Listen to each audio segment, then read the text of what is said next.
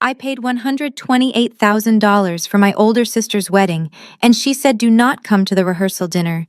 It is just for immediate family. A week later, she called me screaming from the airport because her honeymoon suite was canceled. I replied, "Didn't I tell you? I am not immediate family, so my credit card is not either."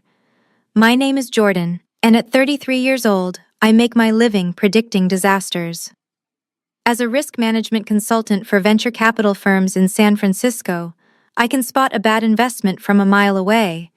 Yet somehow, I miss the biggest liability of all: my own flesh and blood. Before I continue this story, let me know where you are watching from in the comments below. Hit like and subscribe if you have ever had to stand up to family who underestimated your worth. The catastrophe began on a rainy Tuesday afternoon in Union Square. My phone buzzed violently against the mahogany conference table, disrupting a pitch deck presentation worth millions. My mother, Judy, was calling. I ignored it. It buzzed again, and again. Then a text message flashed on the screen. "Emergency. Brittany is in trouble. Come to Vera Wang immediately." My stomach dropped. I excused myself from the boardroom, leaving my confused clients behind, and sprinted 3 blocks in my heels. I imagined a car accident or a medical crisis. Instead, I walked into a scene of emotional terrorism involving tulle and imported silk.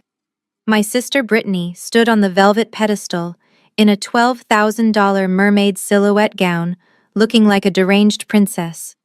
Her face was blotchy with rage, and mascara ran down her cheeks.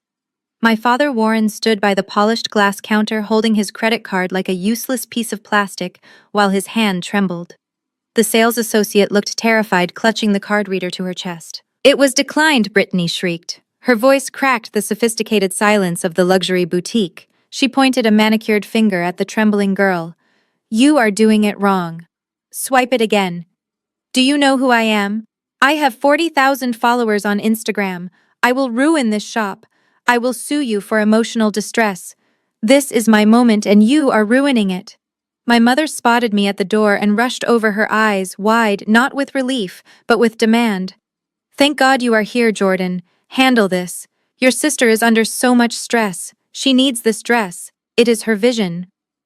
I looked at the terminal. Insufficient funds. Dad refused to meet my eyes, staring down at his worn-out loafers that cost less than the tax on that dress. He knew he was maxed out.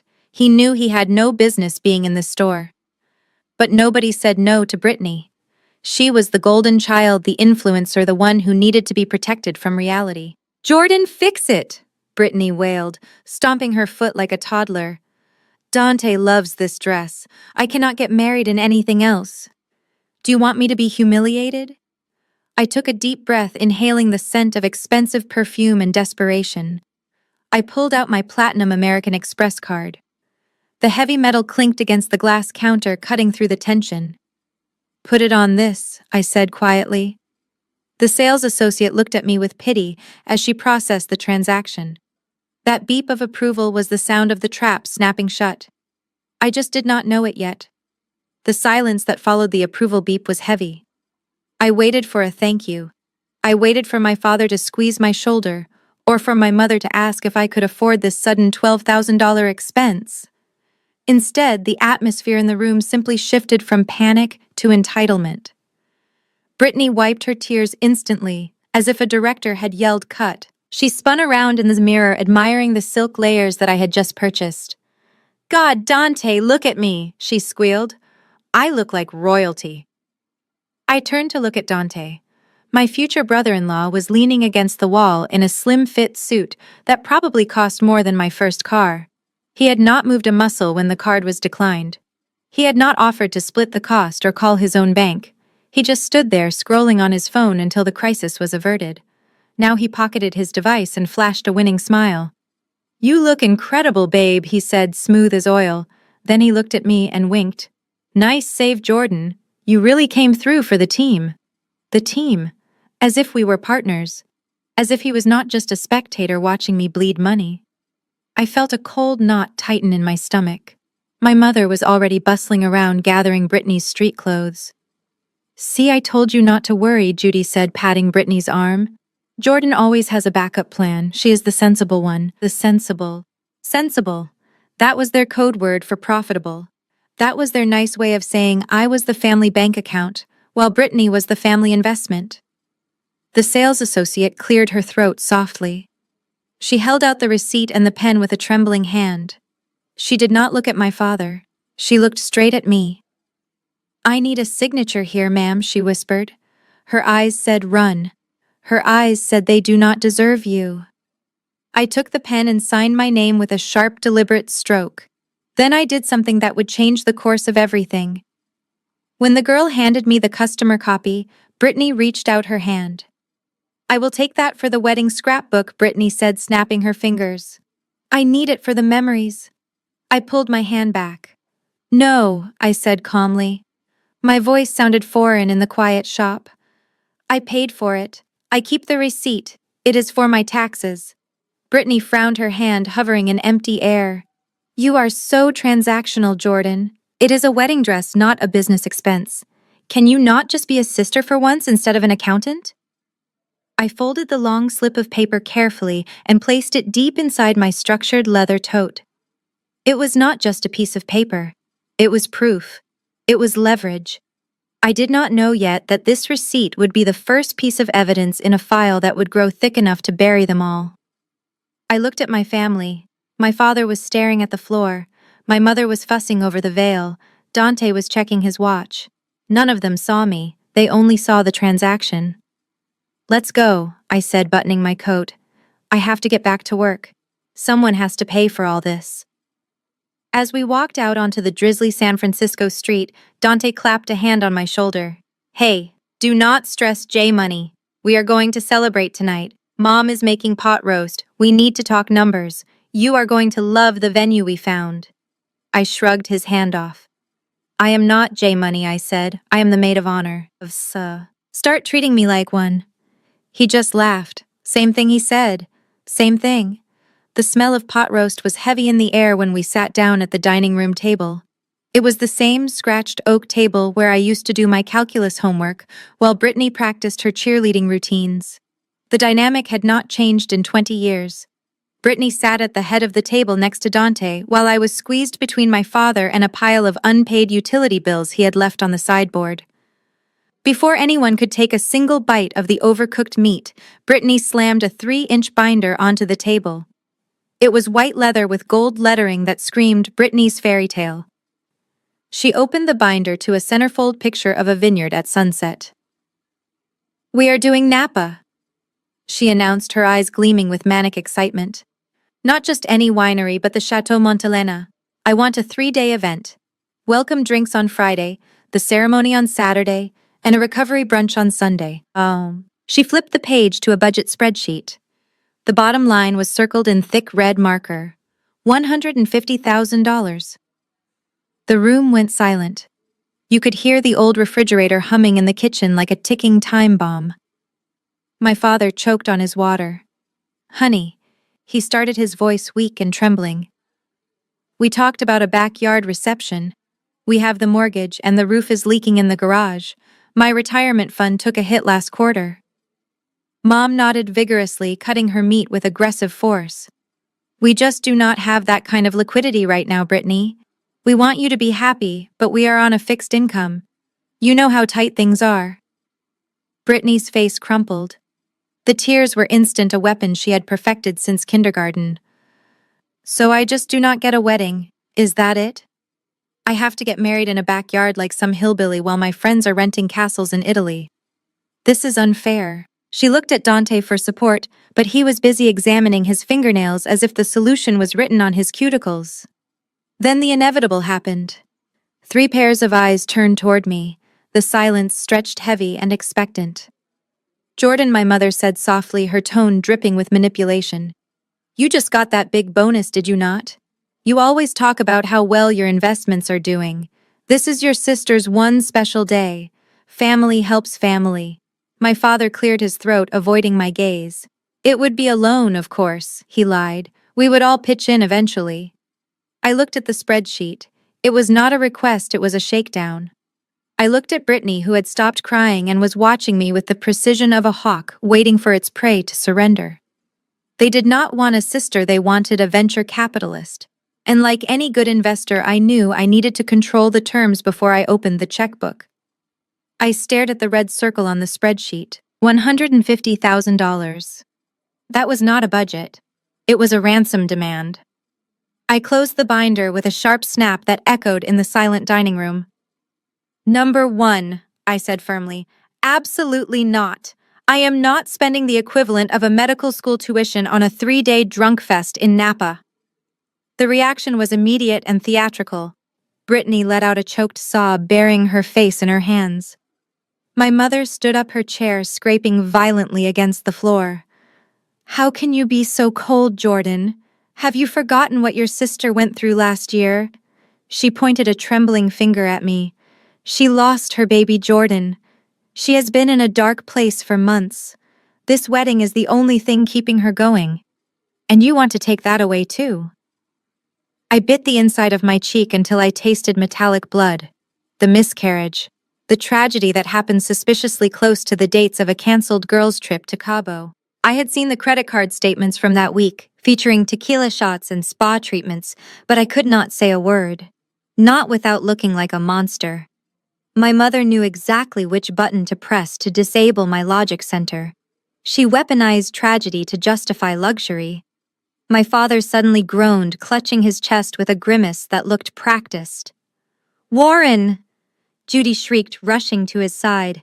"Oh God, not his heart. You are stressing him out, Jordan. Do you want your father to have a heart attack right here at the table? Is your bank account more important than his life?" The guilt trip was closing in from all sides, a coordinated military strike designed to break my resolve. Then Dante chimed in, leaning back in his chair with a toothpick in his mouth. He looked at me with a mix of pity and amusement. "I do not get it, J Money. You work for one of the biggest firms in the city. You drive a 10-year-old Honda and wear suits off the rack. What are you saving for? A coffin, eh?" He chuckled at his own joke. "Look, I am liquidating some assets right now for a luxury condo development in Soho. It is a sure thing. My capital is just tied up for 60 days. Once that closes, I will pay you back. Double. Consider this an investment in family. An investment." I looked at Dante's shiny watch, which I suspected was a high-quality replica, and then at my father's feigned distress. They thought they were playing me. They thought I was the stingy little sister who just needed a push. They did not realize that in my line of work, when someone promises you double returns with zero collateral, it is called a Ponzi scheme. But looking at their desperate, greedy faces, I realized that saying no would only make me the villain. I needed to say yes, but on my own terms. I needed to trap them in their own greed. "Fine," I said. The single word cut through the theatrical sobbing and the feigned heart palpitations like a scalpel. My mother stopped rubbing my father's back. Brittany looked up, her mascara-smeared eyes widening with predatory hope. My father miraculously recovered from his cardiac event and sat up straighter. "I will fund the wedding." I continued, my voice devoid of emotion. "But not at $150,000. That is absurd. The cap is $128,000. That is the final offer. If you go 1 cent over, you are paying for it yourselves." Brittany squealed and reached across the table to grab my hand, but I pulled back sharply. "I am not finished. This is not a donation. This is a managed project. In my world, when you provide the capital, you get the control. So here are the conditions. First, I am the maid of honor. Not your sorority sister Jessica who hates me. Me. I want full access to the planning process." Brittany hesitated for a split second. I knew she wanted Jessica standing next to her in the photos. Jessica was blonde and tall and perfect for Instagram. I was just the sister who worked too much. But greed is a powerful motivator. "Fine," she said, waving her hand dismissively. "You are the maid of honor. Who cares? Just give me the credit card number so I can book the venue." "Second," I said, ignoring her demand. "I have line item veto power. That means I see every invoice before it is paid. If I say the flower wall is too expensive, we cut it. If I say the vintage champagne is unnecessary, we drink Prosecco." I am the chief financial officer of this wedding. Nothing gets purchased without my authorization. Dante laughed nervously, picking at his teeth. Wow. Okay, General Patton. A bit intense for a party, is it not? But hey, money talks, right? As long as the check clears, you can call yourself the Queen of England for all I care.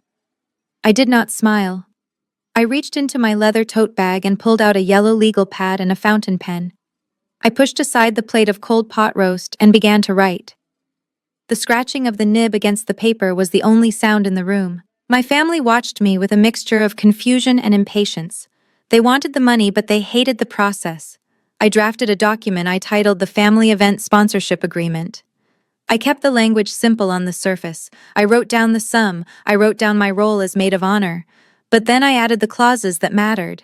I wrote that the sponsor retains the right to revoke funding if the terms of respect and inclusion are violated. I wrote that this agreement constituted a secured obligation. It looked like a quirky habit of an uptight accountant. It looked like a formality. "What are you doing?" my mother asked, peering over my shoulder. "Why do we need to write this down?"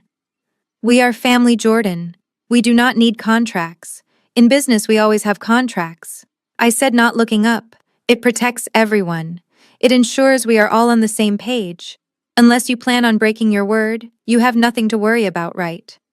I finished writing and turned the pad around facing them. "I need everyone to sign. Brittany first, then Dad, then Dante as a witness." Brittany rolled her eyes and grabbed the pen. "You are so dramatic, Jordan." She scribbled her signature without reading a single word.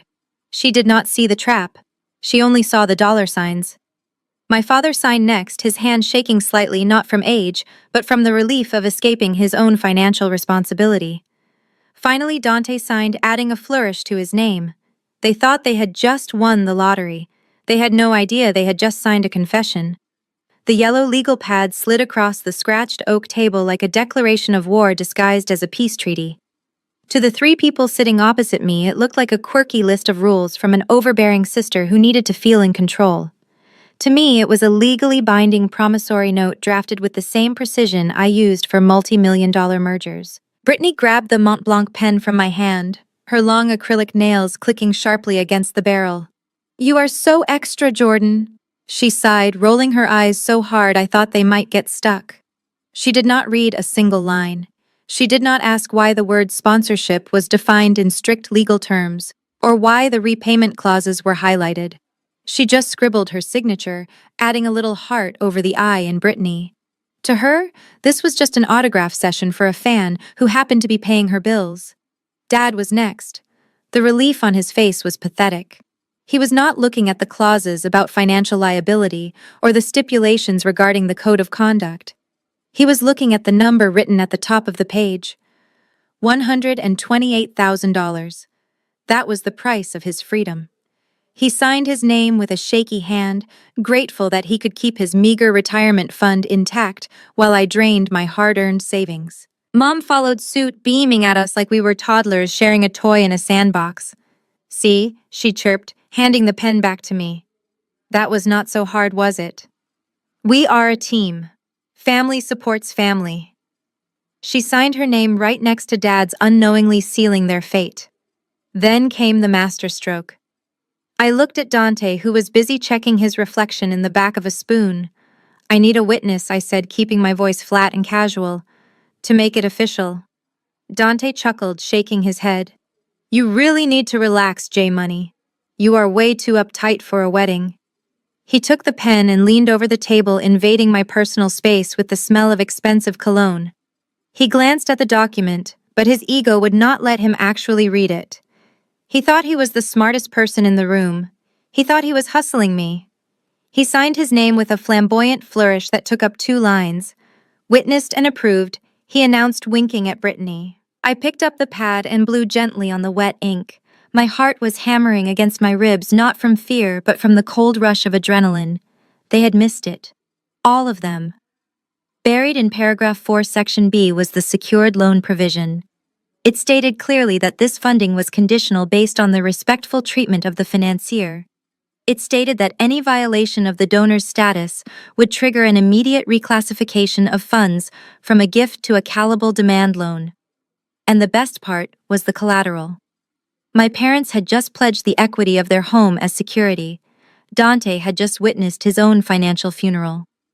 I carefully tore the page from the pad and folded it into my purse. The trap was set. Now all I had to do was wait for them to step into it. And knowing my family, I would not have to wait long. The ink on the contract was barely dry before the looting began. It did not start with a deposit for the venue or a down payment for the caterer. It started with a vibration on my nightstand at 2:15 in the morning. My phone screen lit up the dark room with a series of aggressive notifications from American Express. Transaction authorized Serenity Day Spa, $500. Transaction authorized Neiman Marcus, $1,200.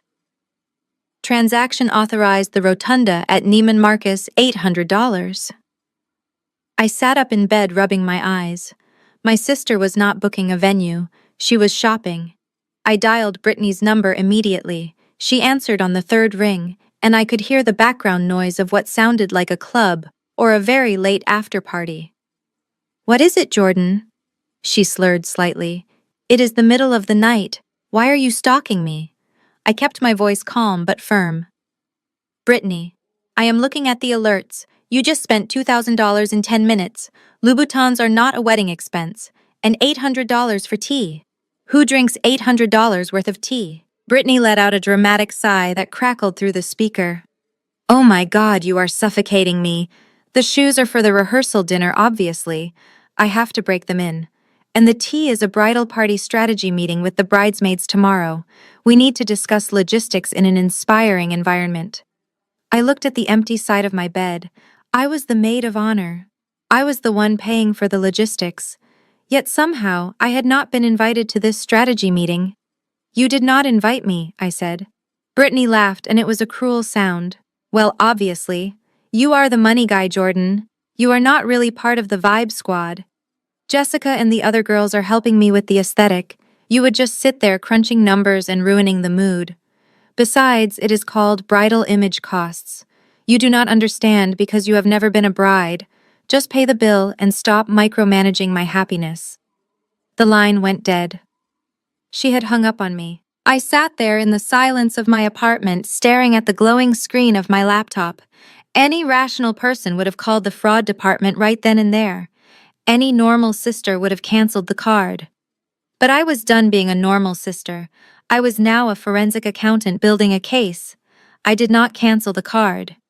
Instead, I opened a spreadsheet. I logged the date, the time, and the nature of the expense. I categorized the shoes as unauthorized personal asset acquisition. I categorized the tea as exclusionary entertainment. I was not going to stop her. I was going to let her dig the hole so deep that when the ladder was pulled away, she would never climb out. I went back to sleep, but I left the ringer on, waiting for the next piece of evidence to roll in. The financial hemorrhage continued, but the breaking point was not the flowers or the shoes.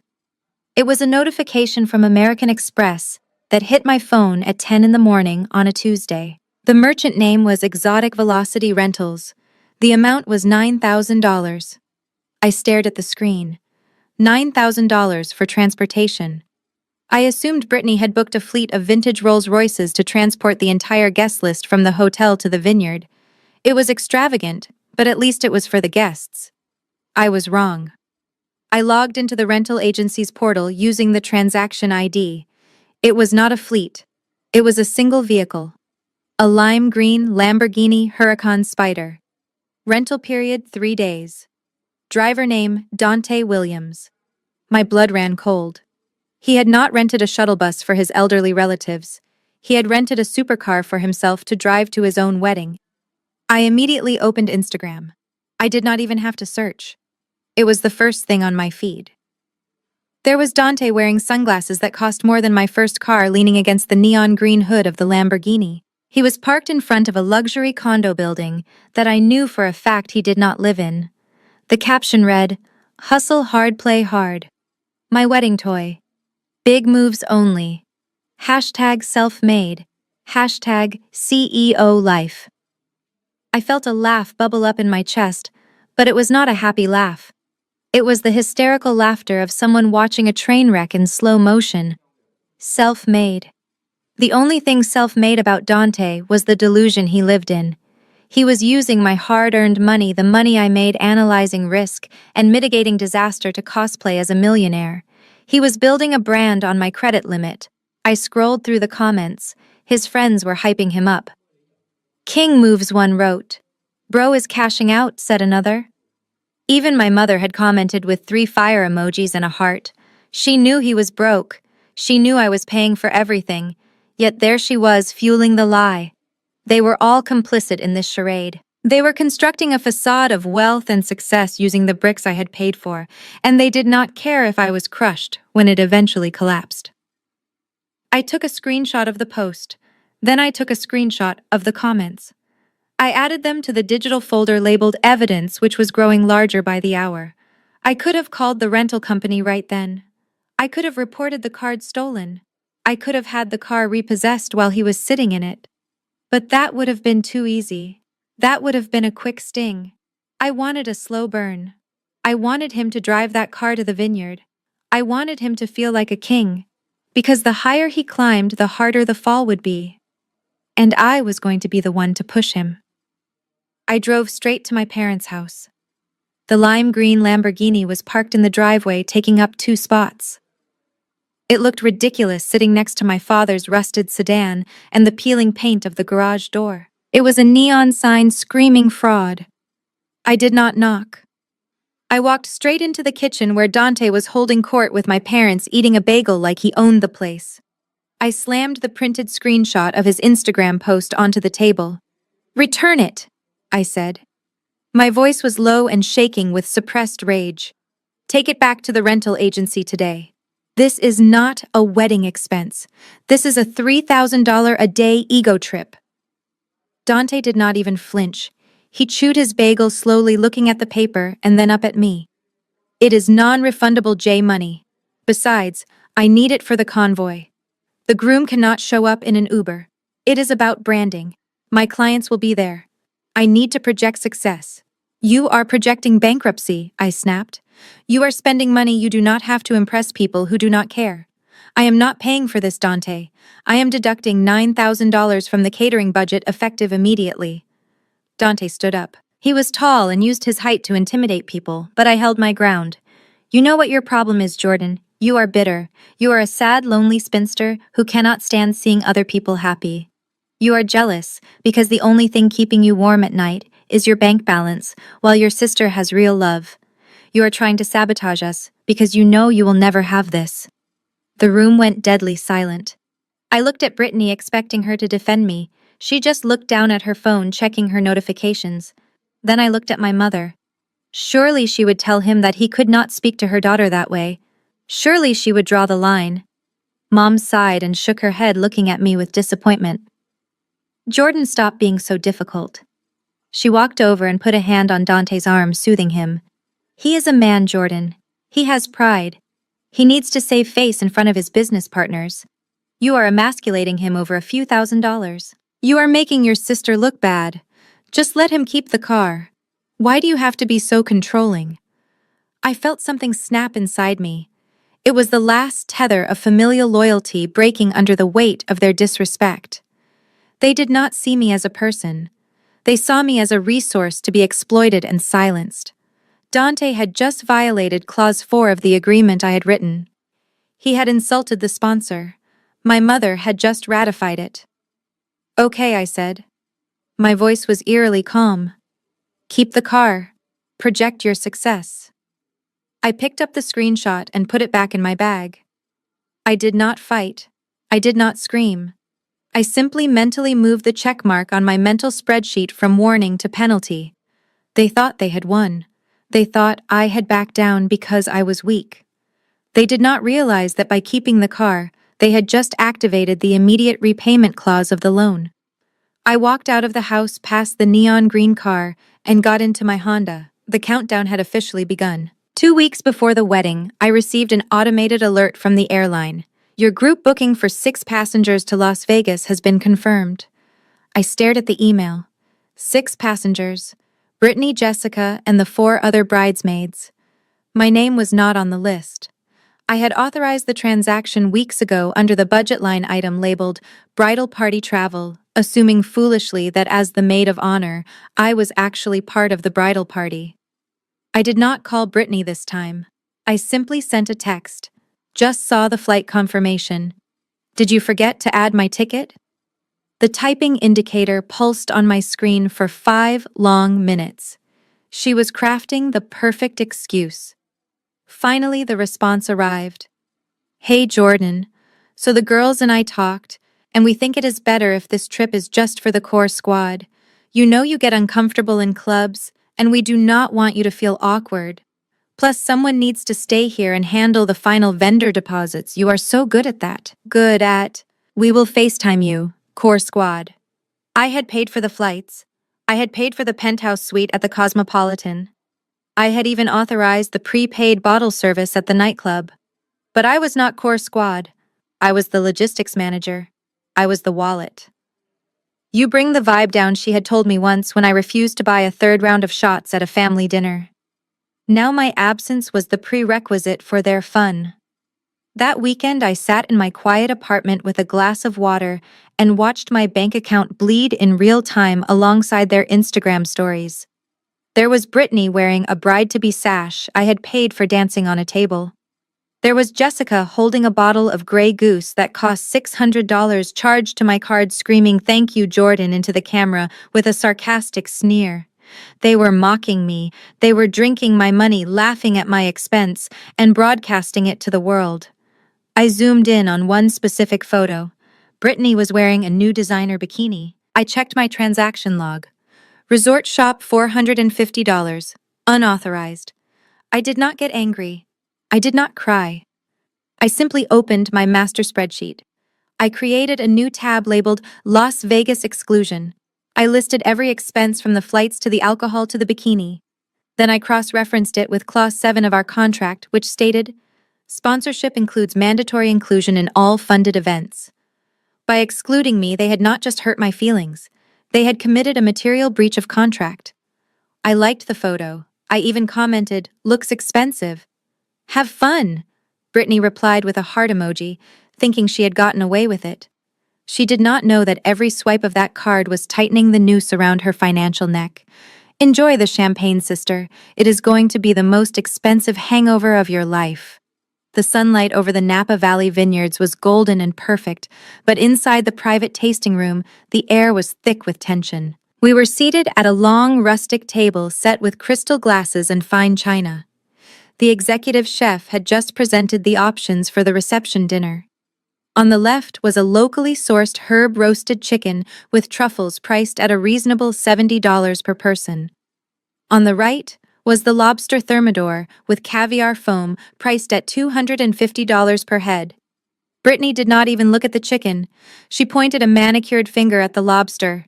We are taking this one, she announced, taking a sip of the heavy Cabernet. It screams luxury. The chicken is too pedestrian. I want people to know this is a high-end event. I tapped the calculator app on my phone. Brittany, I said, keeping my voice neutral. We have 150 guests. At $250 a head, that is $37,500 just for the main course. That does not include appetizers, alcohol, or the cake. That is nearly a third of the entire budget. Brittany rolled her eyes, slamming her fork down. So what? Move the money around. Cut the favors. Cut the transportation. I do not care. I am not serving bird meat at my wedding. Do I look like a chicken bride to you? I looked at the spreadsheet on my iPad. We cannot move the money, Brittany. The transportation is already over budget because of Dante's Lamborghini. The favors are already ordered. The only way to afford the lobster is if you or Dad write a check for the difference right now. That is $27,000. My father suddenly found the breadbasket very interesting. My mother sighed loudly. Jordan, stop ruining the moment with math. Just make it work. Your sister deserves the best.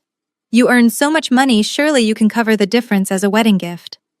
I looked at them. The entitlement was suffocating. No, I said firmly. The budget is capped at $128,000. That was the agreement. We are going with the chicken, or you are cutting the guest list in half. Pick one. Brittany's face turned a shade of red that matched the wine in her glass. You are doing this on purpose, she hissed. You are trying to humiliate me. You want me to look cheap in front of Dante's friends. You are jealous, bitter, and mean. Then it happened. With a sharp flick of her wrist, she threw the contents of her wineglass across the table. The dark red liquid splashed heavily against my chest, soaking instantly into my cream-colored silk blouse. It was cold and smelled of oak and berries. The chef gasped and took a step back. My mother did not scold her. She did not apologize. She simply handed me a napkin and said, "Oh dear, maybe the fish is a compromise." I sat there feeling the wine seep through to my skin. My $400 blouse was ruined, but more importantly, the line of respect had been crossed physically. I did not scream. I did not throw my water back at her. I calmly wiped my chin and stood up. I looked at Brittany, who was smirking triumphantly, thinking she had won the argument through intimidation. "I will put you down for the chicken," I said quietly, "and I will add the cost of this blouse to the debt column." I walked out of the tasting room, leaving them in stunned silence. As I walked to the bathroom to clean up, I opened my mental file and checked off another box. Physical aggression against the sponsor. That was a material breach of Clause 9. They were making it too easy. The heavy box of invitations arrived on a Thursday afternoon. I had authorized the payment for them 3 weeks ago. $4,000 for hand-pressed letterpress on ivory cardstock with gold foil edges. They were heavy enough to break a toe. I opened the box expecting to see elegance. Instead, I saw a printed manifesto of lies. At the top in bold calligraphy it read, "Dante Williams, CEO and founder of Williams Global Enterprises, and Brittany Vance invite you to share in their joy." I stared at the title. CEO and founder. Dante's company was a registered LLC with 0 employees and 0 revenue. He was the CEO of a laptop and a dream. Below that, it listed my parents, Warren and Judy Vance, as the grand patrons and hosts of this celebration. My parents, who had contributed exactly $0, were being credited as the financial pillars of the event. It was a slap in the face, but I kept reading, searching for my name. I found it at the very bottom, in a font size so small you needed a magnifying glass. It was tucked away in the corner like a legal disclaimer. Special thanks to Jordan Vance. Jordan, spelled with an I. My own sister did not know how to spell my name, or rather she did not care enough to proofread the one line that acknowledged my existence. I was not the maid of honor. I was not the financier. I was Jordan, the footnote. I drove to Brittany's apartment with the invitation in my hand. I did not yell. I simply held it up. "You spelled my name wrong," I said, "and you listed Dad as the sponsor." Brittany was busy addressing envelopes. She barely looked up. "Oh my God, Jordan, stop being so petty. It was a printer error. The designer auto-corrected it. What do you want me to do, reprint them all? That would cost another $4,000. Do you want to pay for that?" "And Dad?" I asked. "He is the grand patron." "Well, obviously," she huffed. "It looks better for the guests. It is traditional for the father of the bride to host. If I put sponsored by my sister Jordan, it makes Dante look like a gold digger. We are protecting his brand. Nobody reads the bottom anyway. You know who you are. Why do you need the credit? Is your ego that fragile?" My ego was not fragile. My contract, however, was ironclad. I looked at the invitation one last time. Clause 5 of our agreement specifically stated that the financier shall receive primary billing on all printed materials. Clause 6 stated that any misrepresentation of financial sources constituted a fraudulent breach. "Okay," I said, dropping the invitation on her table. "Send them out." "Really?" she asked, looking surprised. "You are not going to make a scene?" "No," I said, walking to the door. "I think they are perfect.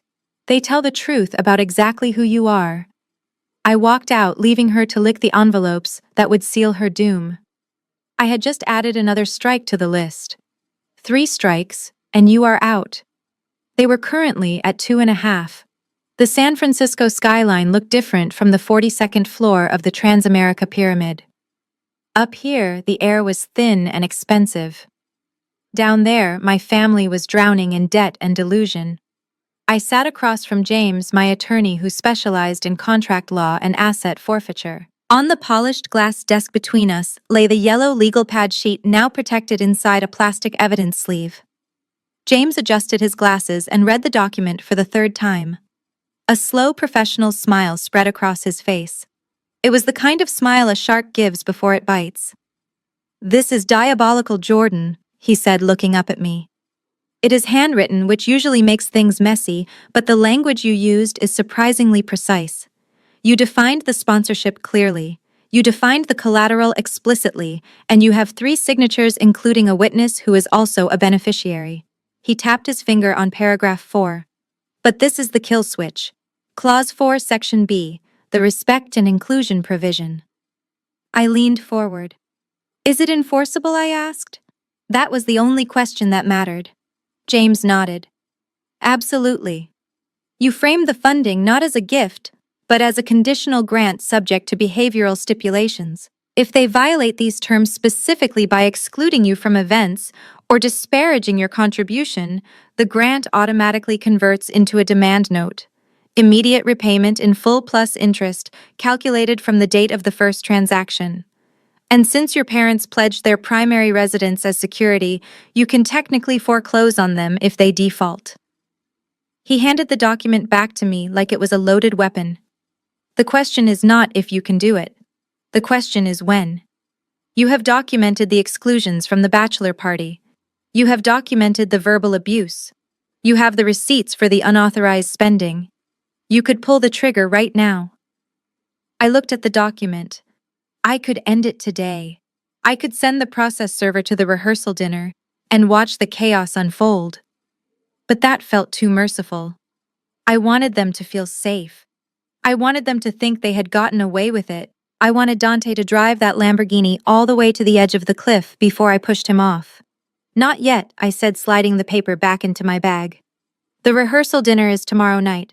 I have a feeling they are going to give me one final reason. I want the breach to be public. I want witnesses." James chuckled and opened his laptop. "Very well. I will have the formal demand letters drafted and ready to go. Just give me the signal and I will hit send. By the way, you might want to look at this." He turned his screen toward me. It was a background check on Dante Williams. I scanned the file. My suspicions were confirmed. Dante's Global Enterprise was a drop-shipping business that had been dissolved by the state for tax evasion 2 years ago. He had 3 maxed-out credit cards and a repo order for a BMW he had leased in 2020. He was not just broke. He was financially radioactive. I stood up and smoothed my blazer. "Perfect," I said. "He is not just marrying my sister. He is looking for a bailout. Too bad the bank is about to close." I walked out of the office feeling lighter than I had in months. I had the law on my side. I had the truth in my pocket. And tomorrow night, I would have my moment. The rehearsal dinner was supposed to be a celebration of love. I was going to turn it into a lesson in contract law. The final humiliation arrived in a garment bag 3 days before the wedding. We were at the bridal suite for the final fitting. Jessica and the other bridesmaids were already parading around in sleek champagne silk gowns that flattered their figures and looked undeniably elegant. They looked like a cohesive unit, a wall of sophisticated neutral tones. Then Brittany turned to me holding a separate bag. "Yours is special," she said with a smirk that did not reach her eyes. "We wanted you to stand out." I unzipped the bag and a blinding shade of neon lemon yellow assaulted my eyes. It was not a pastel buttercup or a soft gold. It was the color of a radioactive warning sign. The fabric was stiff, scratchy taffeta that rustled loudly with every movement. It featured puffy sleeves that had gone out of style 3 decades ago and a waistline that was cut so wide it looked like a maternity smock. I held it up against my body. The silence in the room was deafening. Even Jessica looked away embarrassed. "Brittany," I said, my voice low. "This is a size 16. I wear a size 6. And it is yellow. Bright yellow. You said the theme was champagne and blush." Brittany waved her hand dismissively. "We needed a pop of citrus to break up the palette. It is artistic. And regarding the size, well, you have been working so much lately, you look a bit bloated." I wanted you to be comfortable. The loose fit is forgiving. It hides your problem areas. You are not exactly built like the other girls, so we had to improvise. It was a lie so transparent it was almost insulting. She wanted me to look like a clown. She wanted the guests to look at the beautiful bride and her elegant friends, and then look at the frumpy yellow disaster in the corner and think poor Jordan. She wanted to visual confirm that I was the ugly duckling, the outsider, the one who did not belong. I looked at the dress. Then I looked at my sister. In any other universe, I would have thrown the dress on the floor. I would have stormed out. I would have demanded a refund. But I was not living in that universe anymore. I was living in the world of Clause 4 Section B, where the humiliation of the financier was the trigger for total asset forfeiture. Every stitch of this hideous dress was just another zero added to the bill. I walked into the changing room and put it on. It was worse than I imagined. It scratched my skin and swallowed my figure whole, making me look like a walking lemon meringue. I walked out and stood before the mirrors. The bridesmaids giggled behind their hands. Brittany smiled, looking genuinely pleased with her cruelty. "It is perfect," I said. Brittany blinked. Her smile faltered. "Really? You like it?" I smoothed the stiff yellow skirt. "I love it. It tells everyone exactly who I am in this family. I will wear it with pride." I saw a flicker of fear in her eyes. She had expected a fight. She had prepared for tears. My absolute compliance was unnatural. It was the calm before the tsunami, but she was too arrogant to heed the warning. She clapped her hands. "Great. Problem solved. Now let's go get mimosas. Not you though, Jordan. You have to go pick up the favors." I took off the yellow dress and folded it carefully. I would not be wearing this to the wedding, but I would keep it. As I walked to my car, I felt a cold sense of peace. The evidence-gathering phase was over. The trial was finished. All that was left now was the sentencing, and it would begin tomorrow night at the rehearsal dinner. The drive to the coast should have been therapeutic. The Pacific Coast Highway was bathed in the golden hour light that photographers kill for, with the ocean crashing against the cliffs in a spectacular display of nature's power. But inside my 10-year-old Honda Civic, the air was thick with a different kind of heat. I gripped the steering wheel until my knuckles turned white. I had wired the $8,000 deposit for the Cliffside Bistro exactly 7 days ago. It was a non-refundable down payment for a night that was supposed to celebrate love. The venue was exclusive, tucked away on a private bluff overlooking the water. It was the kind of place where they did not print prices on the menu, and where the valet parking cost more than my weekly grocery bill. As the miles rolled by, a foolish, dangerous little thought began to bloom in my chest. Maybe tonight would be different. It is a sickness, really, this need for validation from people who have proven time and again that they are incapable of giving it. I found myself rehearsing conversations in my head. Maybe when they saw the ocean view and the open bar and the hors d'oeuvres I had handpicked, they would finally see me. Not just as a bank account, but as a sister. Maybe Dad would raise a glass and say to Jordan, who made this possible. Maybe Brittany would hug me and genuinely mean it. It was a pathetic fantasy, I know. I was a 33-year-old risk management consultant who dealt in cold, hard facts. Yet here I was gambling my emotional stability on a long shot with terrible odds. I had the legal documents in my trunk tucked inside my laptop case. I had the itemized list of breaches. I had the power to burn it all down. But my heart was still looking for a reason not to use them. I wanted to be wrong. I wanted them to prove my cynicism unfounded. I wanted to be a family. I pulled into the gravel driveway of the bistro, just as the sun began to dip below the horizon. The valet lot was already filling up with luxury rentals, and there it was, the lime green Lamborghini Huracan. It was parked right in the front spot, gleaming obnoxiously under the twilight. Dante had driven it here on my dime. Seeing that car gave me a sharp pang of reality. He was inside playing the big shot while I was parking my sensible sedan next to a service truck in the overflow lot. I checked my makeup in the rearview mirror. I looked tired. The stress of the last few months was etched around my eyes, but I also looked determined. I took a deep breath, inhaling the salty air mixed with the scent of expensive grilled seafood. I grabbed my purse. Inside, tucked against the leather, was the folded contract. I hoped I would not have to use it. I prayed for a miracle. But as I stepped out of the car and heard the laughter drifting from the private patio, I felt a chill that had nothing to do with the ocean breeze. I was walking into the lion's den, and I was bringing the only weapon that mattered: the truth. I smoothed my blazer and began the long walk up the stone path toward the sound of my own money being spent. The entrance to the bistro was framed by imported white orchids that cost $300 a stem. I knew the price because I had approved the invoice 2 days ago. Inside, the warm glow of the patio heaters illuminated a scene of perfect social climbing. Men in bespoke suits were laughing, holding crystal tumblers of scotch, while women in cocktail dresses mingled with practiced elegance. In the center of it all was Dante holding court like a king. He was gesturing wildly to a group of older men who looked like they owned half of Silicon Valley. These were the investors he had been bragging about, the targets for his next imaginary business venture. Brittany was standing next to him, clinging to his arm like a trophy. She looked stunning in a white silk jumpsuit, her hair cascading in perfect waves. For a second, I felt a pang of pride.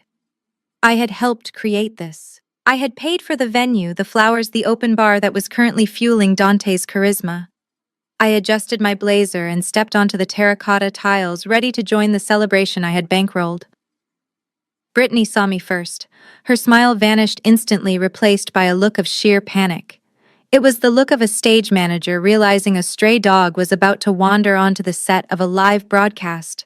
She whispered something to Dante, who glanced in my direction and immediately turned his back, engaging his guests with renewed vigor to distract them.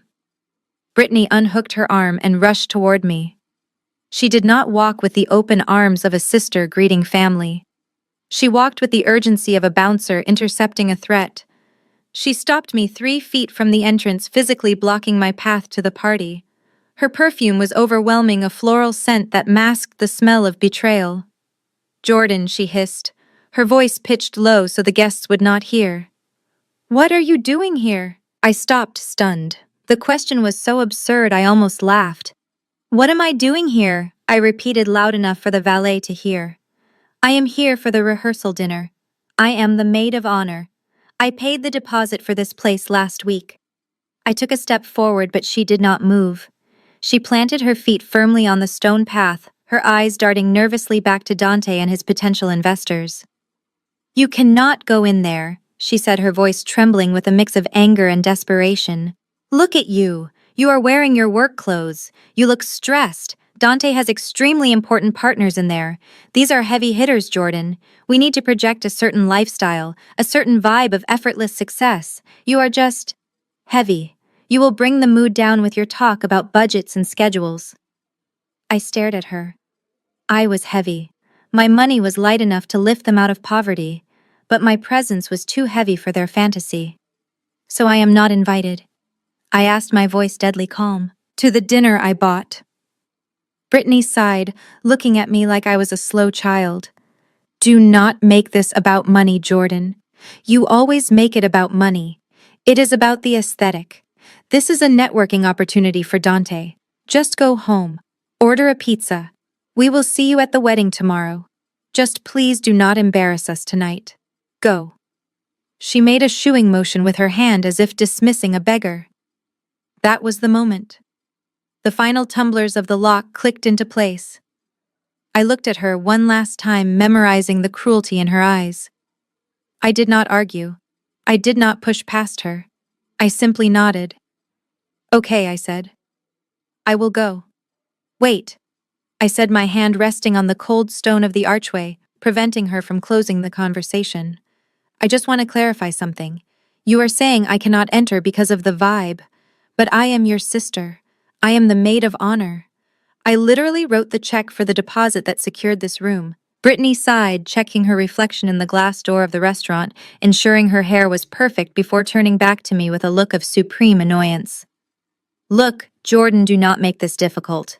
To be honest, tonight is strictly for immediate family and the VIP investors. We have limited seating. You coming in would just make things tight." The words hung in the air like toxic smoke. Immediate family. The term echoed in my brain, bouncing off the walls of my skull. I looked through the glass at the long table where my parents were sitting laughing with Dante.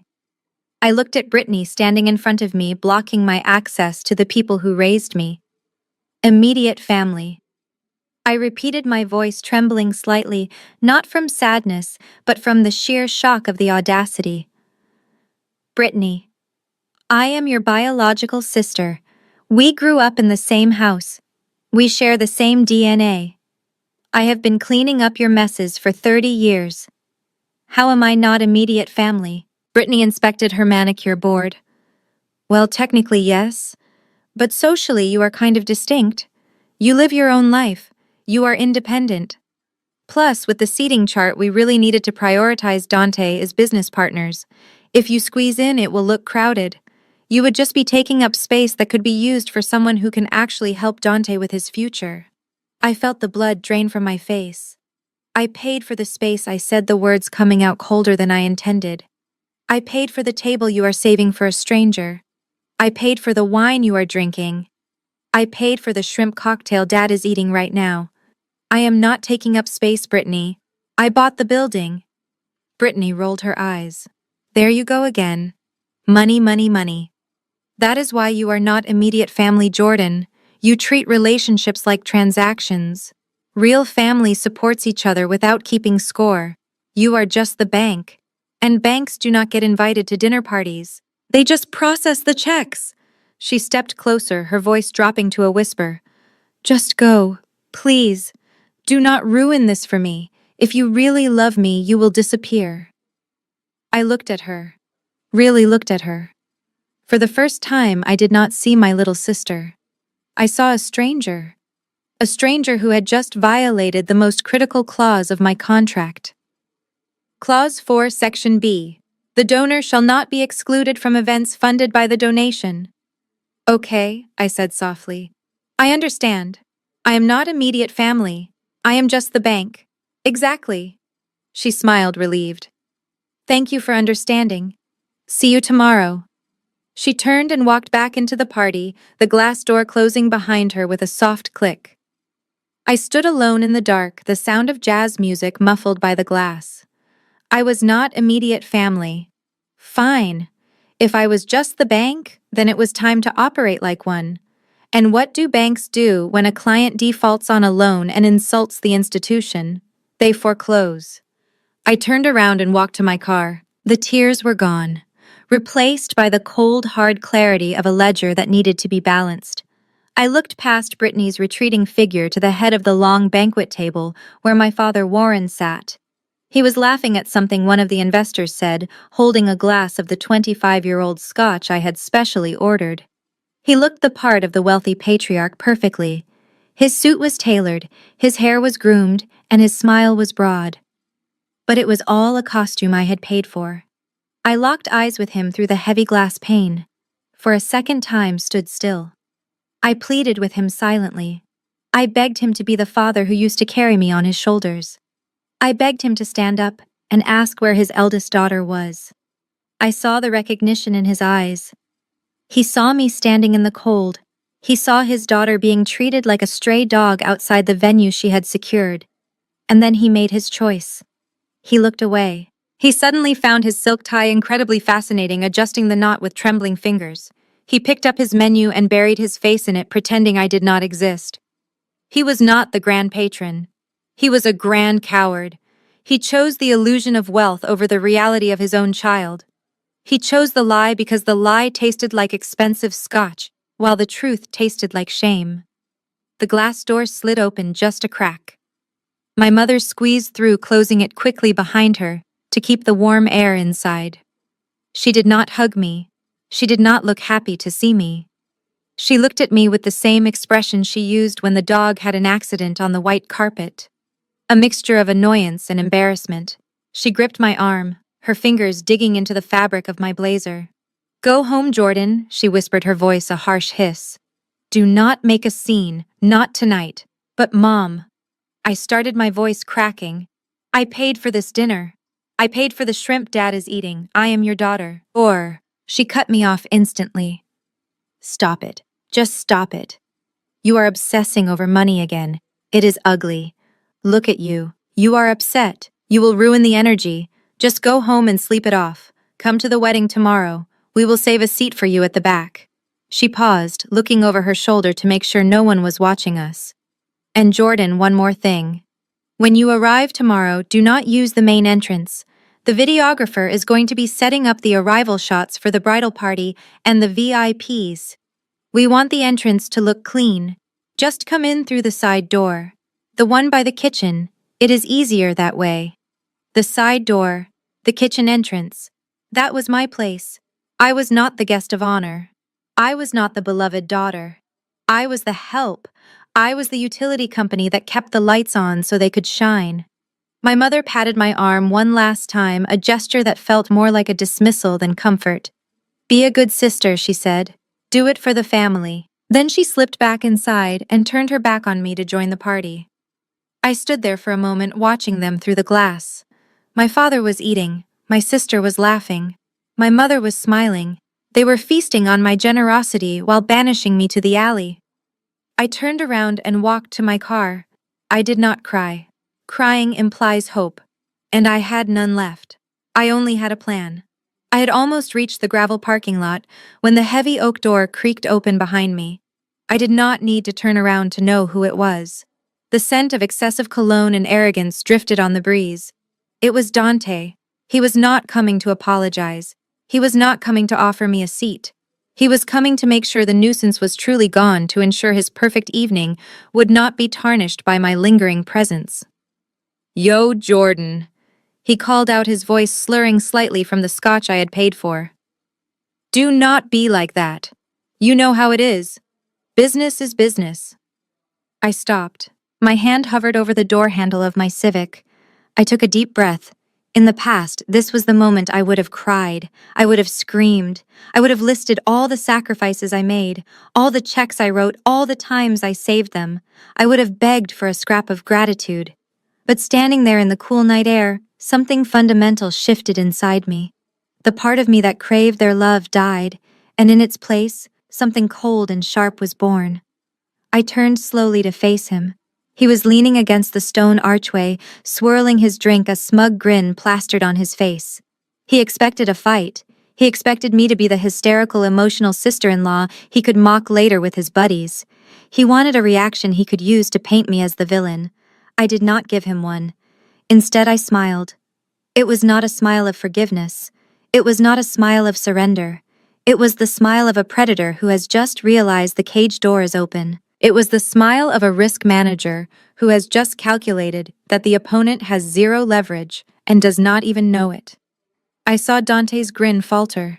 He blinked, confusion clouding his eyes. He took a half step back, his body reacting instinctively to a threat his brain had not processed yet. A distinct shudder ran through his shoulders.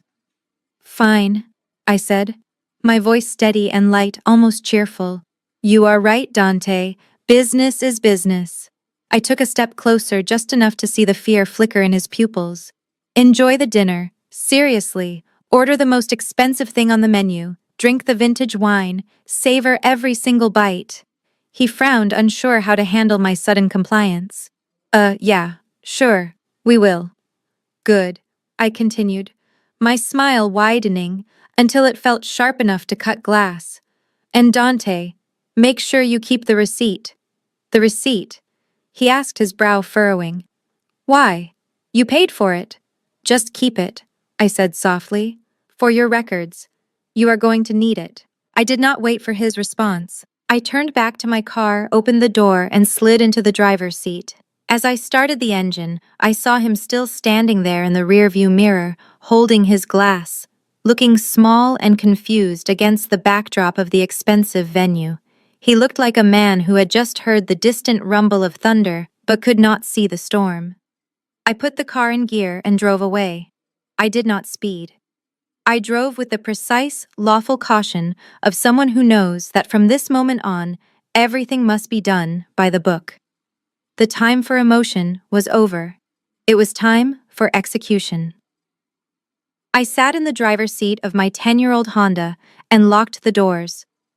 The muffled sound of jazz and laughter drifted from the bistro, a soundtrack to my exclusion. I did not start the engine. Instead, I reached into the passenger seat and pulled out my laptop.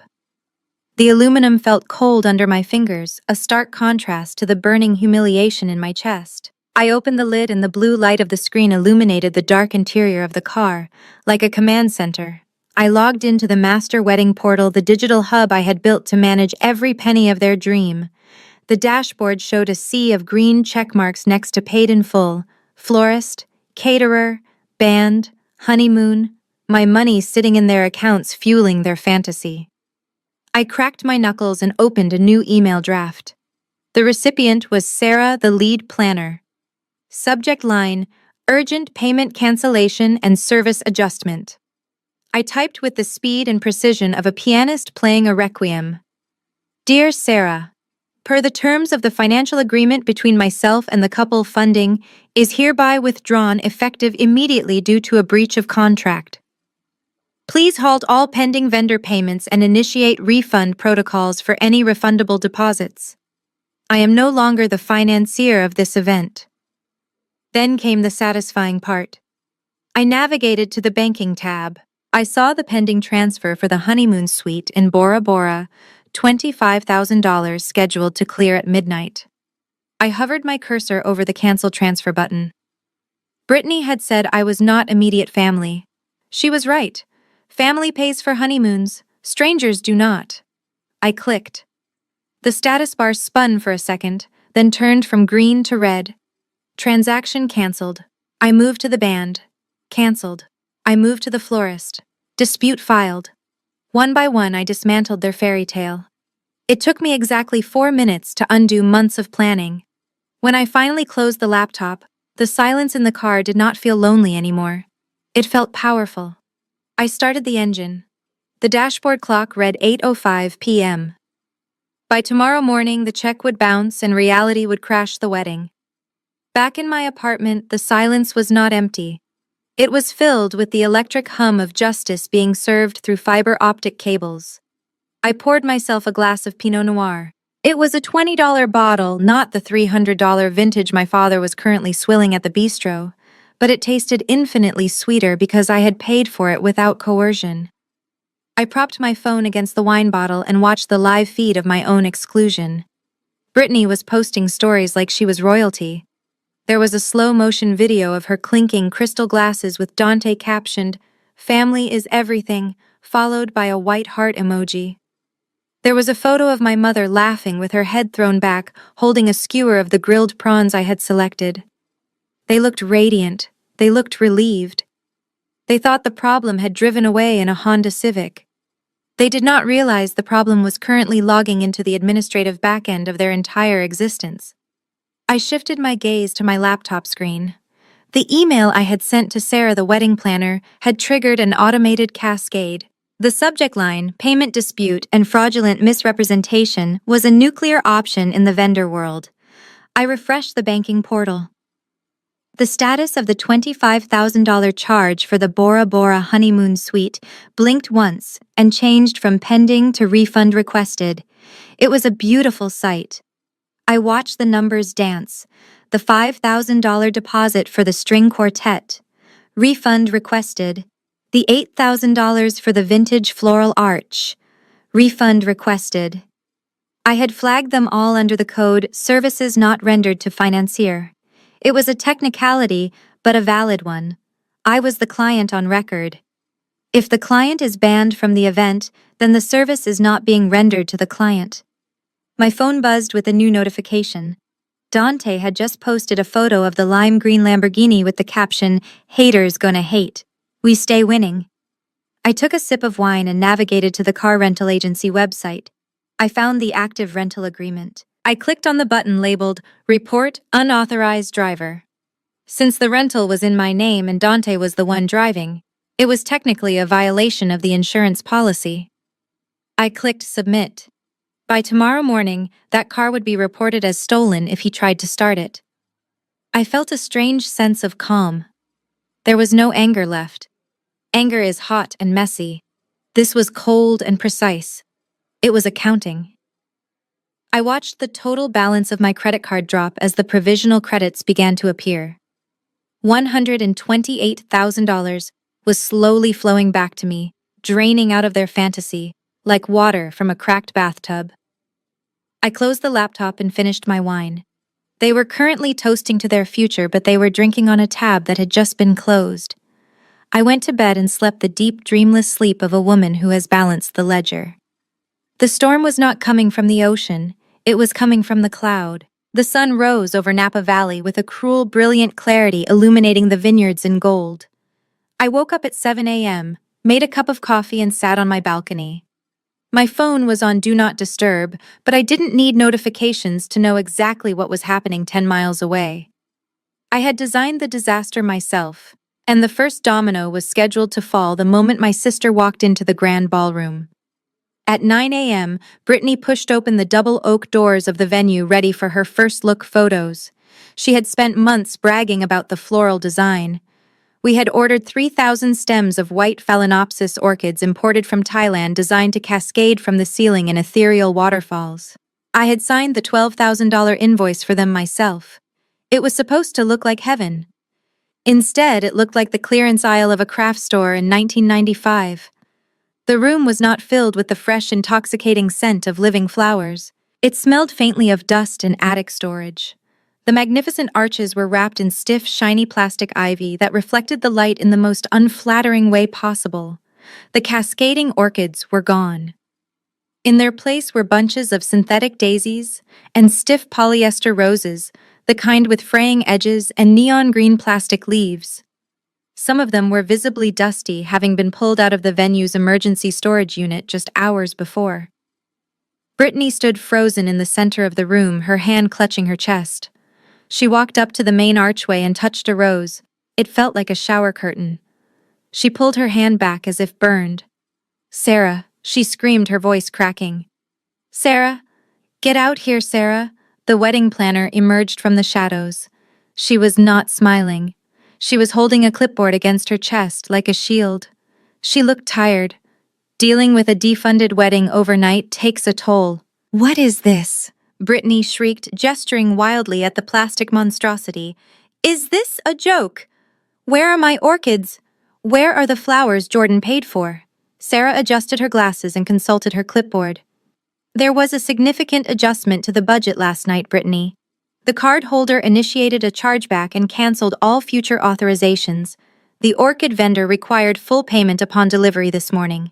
When the card was declined, they turned the trucks around." Brittany's face went white. "Declined, no. Call her. It's a mistake. Make them come back." "They are gone," Sarah said, her voice flat. "And since the floral budget is now zero, we had to implement Plan B. This is the venue's complimentary decor package.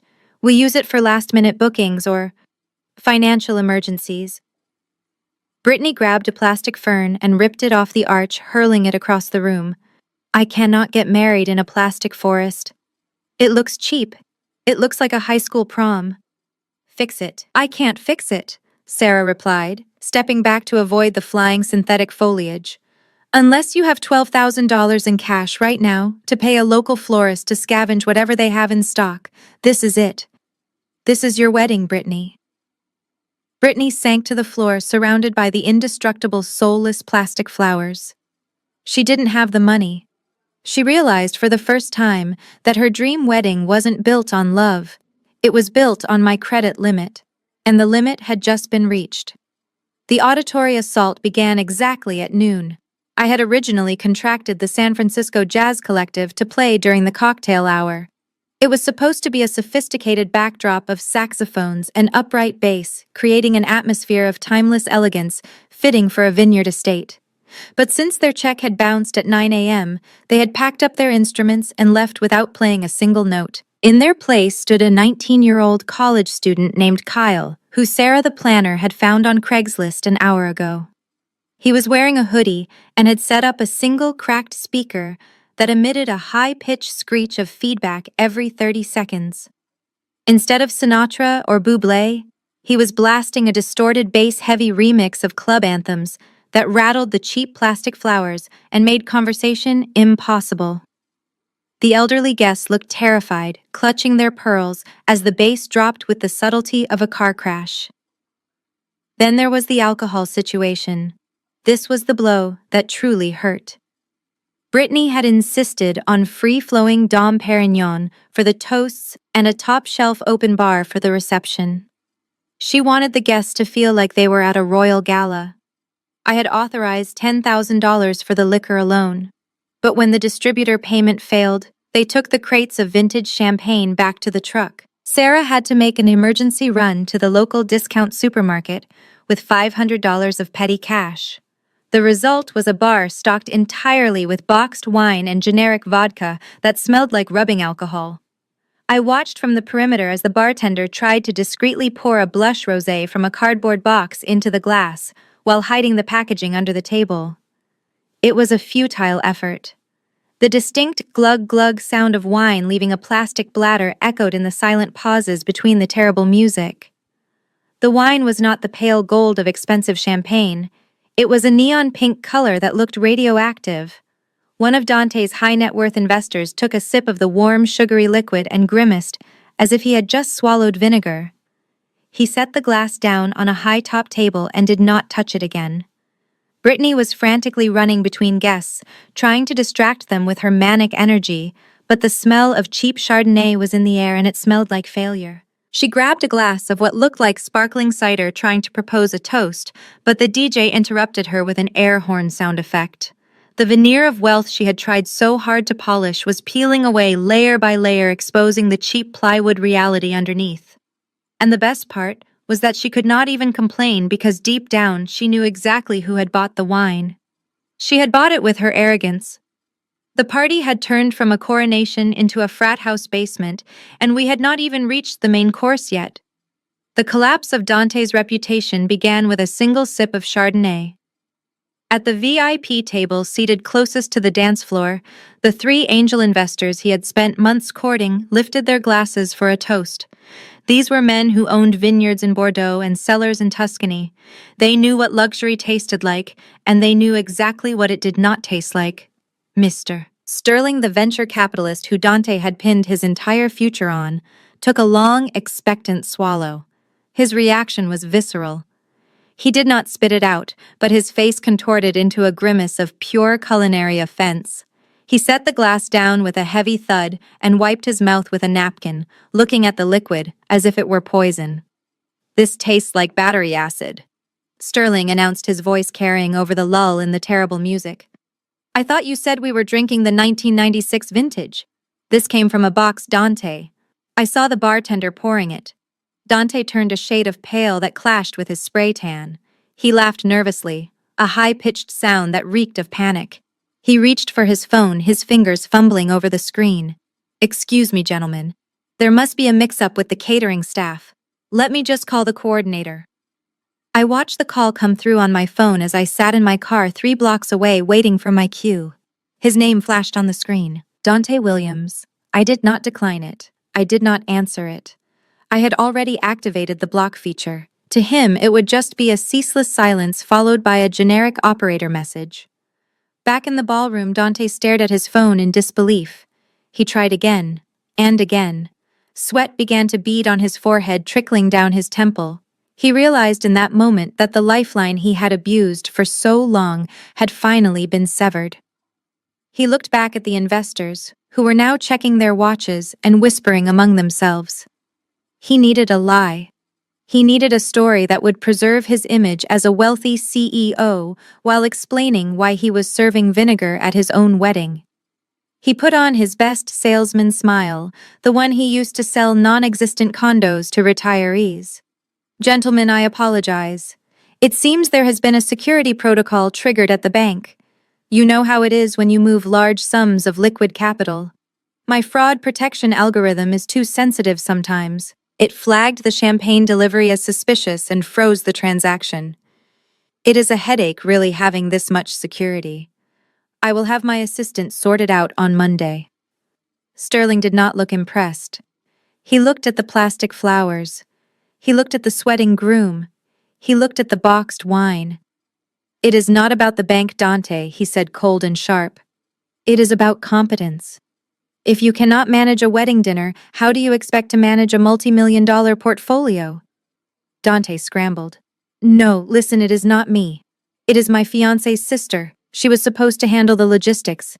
She is unstable. She messed up the wire transfers. I am the victim here.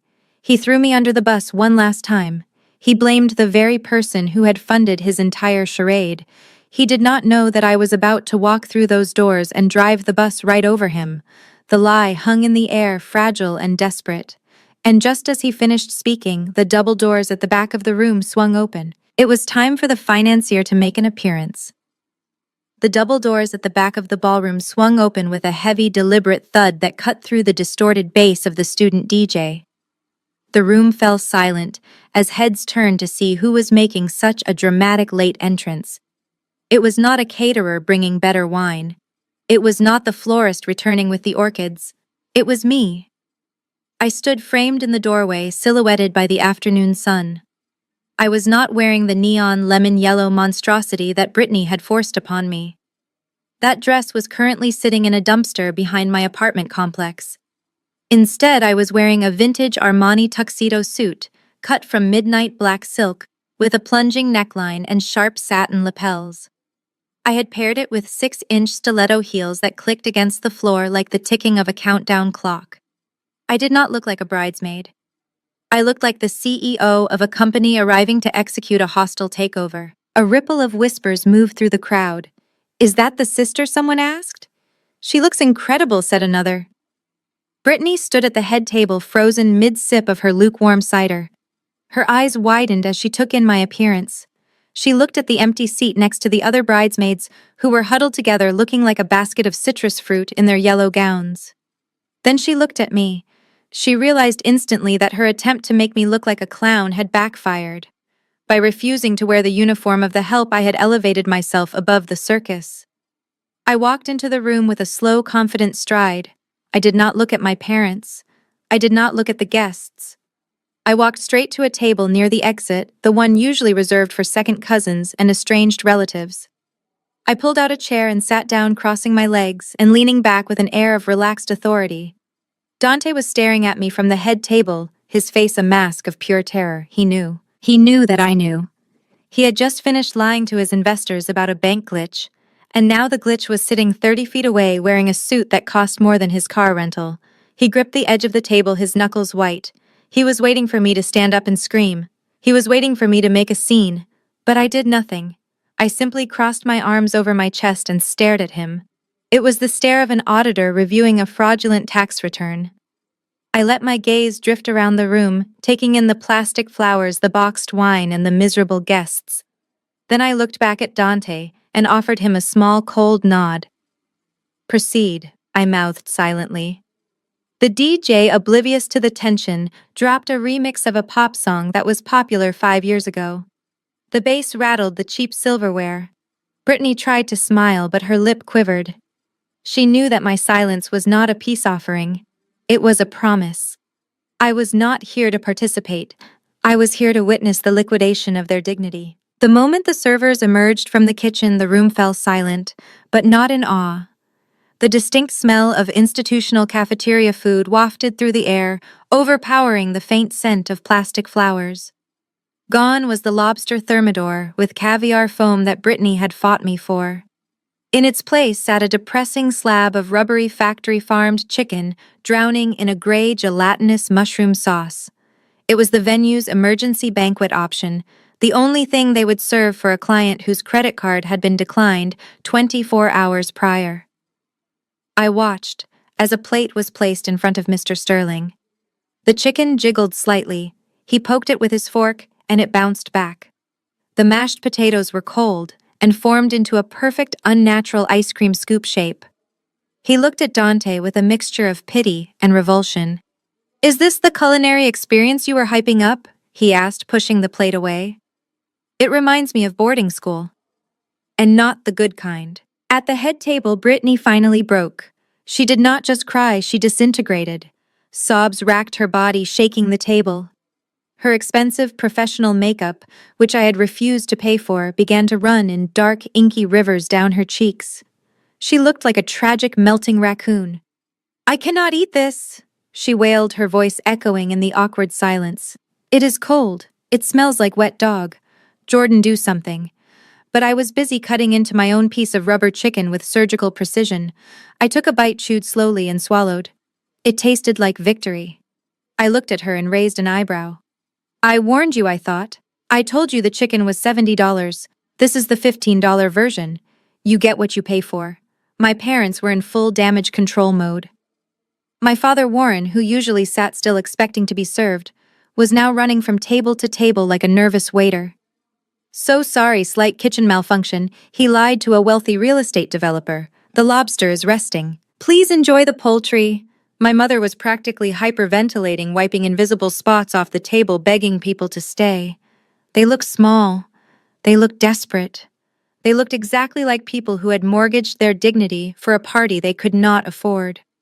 For the first time in their lives, they were feeling the crushing weight of embarrassment that they had forced me to carry for years. And the dinner was only half over.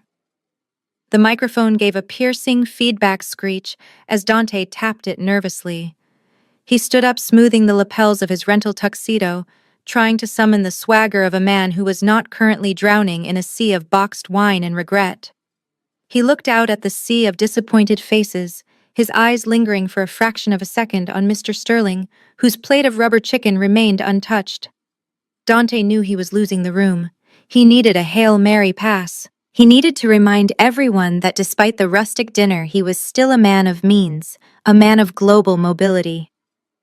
"Ladies and gentlemen," Dante began, his voice booming a little too loudly over the uncomfortable silence. "I know we have had a few avant-garde choices with the catering tonight. We wanted to keep things grounded, humble, before we ascend."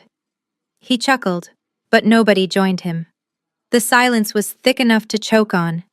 He loosened his tie, sweat glistening on his upper lip, visible even from the back of the room. "But let us not focus on the chicken. Let us focus on the destination.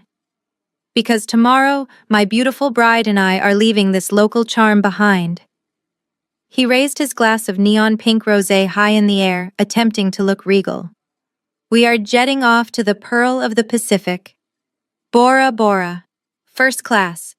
We have reserved the Royal Overwater Villa at the St. Regis.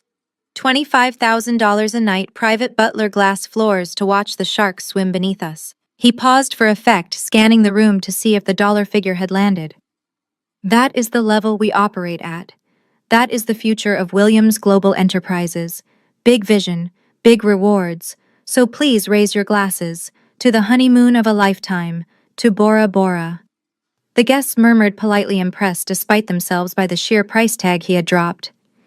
Even Mr. Sterling looked up, calculating the cost, perhaps wondering if he had misjudged Dante's liquidity. Brittany wiped a smudge of mascara from her cheek and managed a weak, hopeful smile. She clung to the promise of that villa like a life raft. She needed to believe that the plastic flowers and bad food were just a glitch, and that the real luxury was waiting for them in the tropics. I sat in the back, motionless. I watched him sell a dream that I had already foreclosed on. I knew something he did not. I knew that at exactly 8:05 p.m. last night, the wire transfer for that villa had been reversed. I knew that when they arrived at the check-in counter tomorrow morning, there would be no butler, no glass floors, and certainly no villa. There would only be a declined credit card and a very long flight home in economy, if they could even afford the rebooking fees. I looked at the glass of water on my table. It was clear, cold, and free. I wrapped my fingers around the stem and lifted it slowly. I caught Dante's eye across the room. He was beaming, thinking he had saved the night. I locked eyes with him and tilted my glass in a silent, mocking toast. "Go ahead, Dante. Pack your bags, drive to the airport, try to check in." I took a sip of the water. It was refreshing. The crash was not just coming. It was already here, he just had not hit the ground yet. The reception did not end with a sparkler send-off or a celebratory final dance. It ended with a slow, agonizing bleed of guests shuffling toward the exit.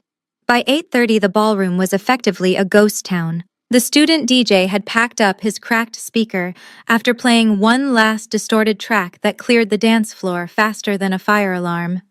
Mr. Sterling, the VIP investor, was the first to flee, offering Dante a stiff handshake and a vague promise to circle back next quarter, which in venture capital language meant absolutely never. The family huddled together near the head table, surrounded by the wreckage of their vanity. Brittany was slumped in her chair, picking at the fraying edge of a plastic rose. Her mascara had dried into jagged tracks down her face. Dante was pacing back and forth, loosening his tie until it hung like a noose around his neck. My parents stood like statues of indignation, their embarrassment hardening into a burning need for a scapegoat. They needed someone to blame for the rubber chicken and the boxed wine, and they had decided that person was me. "Where is she?" Brittany hissed, slamming her hand onto the table. "Where is Jordan? I want to scream at her until my throat bleeds. She ruined everything. She humiliated us on purpose. Get her over here," my father growled, his face flushing a dangerous shade of red. "She is going to write a check to fix this mess right now. She is going to pay for the emotional damages. I will make sure of it." They turned as one unit, a hydra of entitlement marching toward the back of the room where I had been sitting. They were ready to ambush me.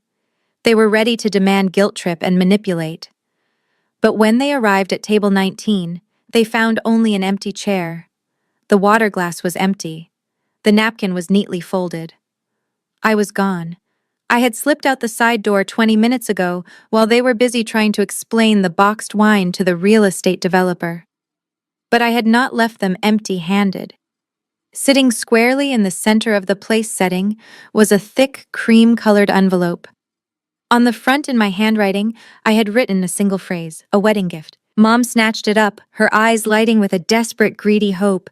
Maybe she felt bad, she whispered, tearing the flap open. Maybe she left a check to cover the honeymoon.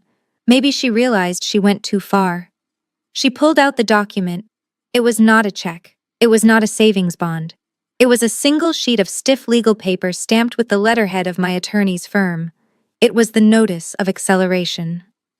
My father snatched the paper from her trembling hands and read it aloud, his voice shaking.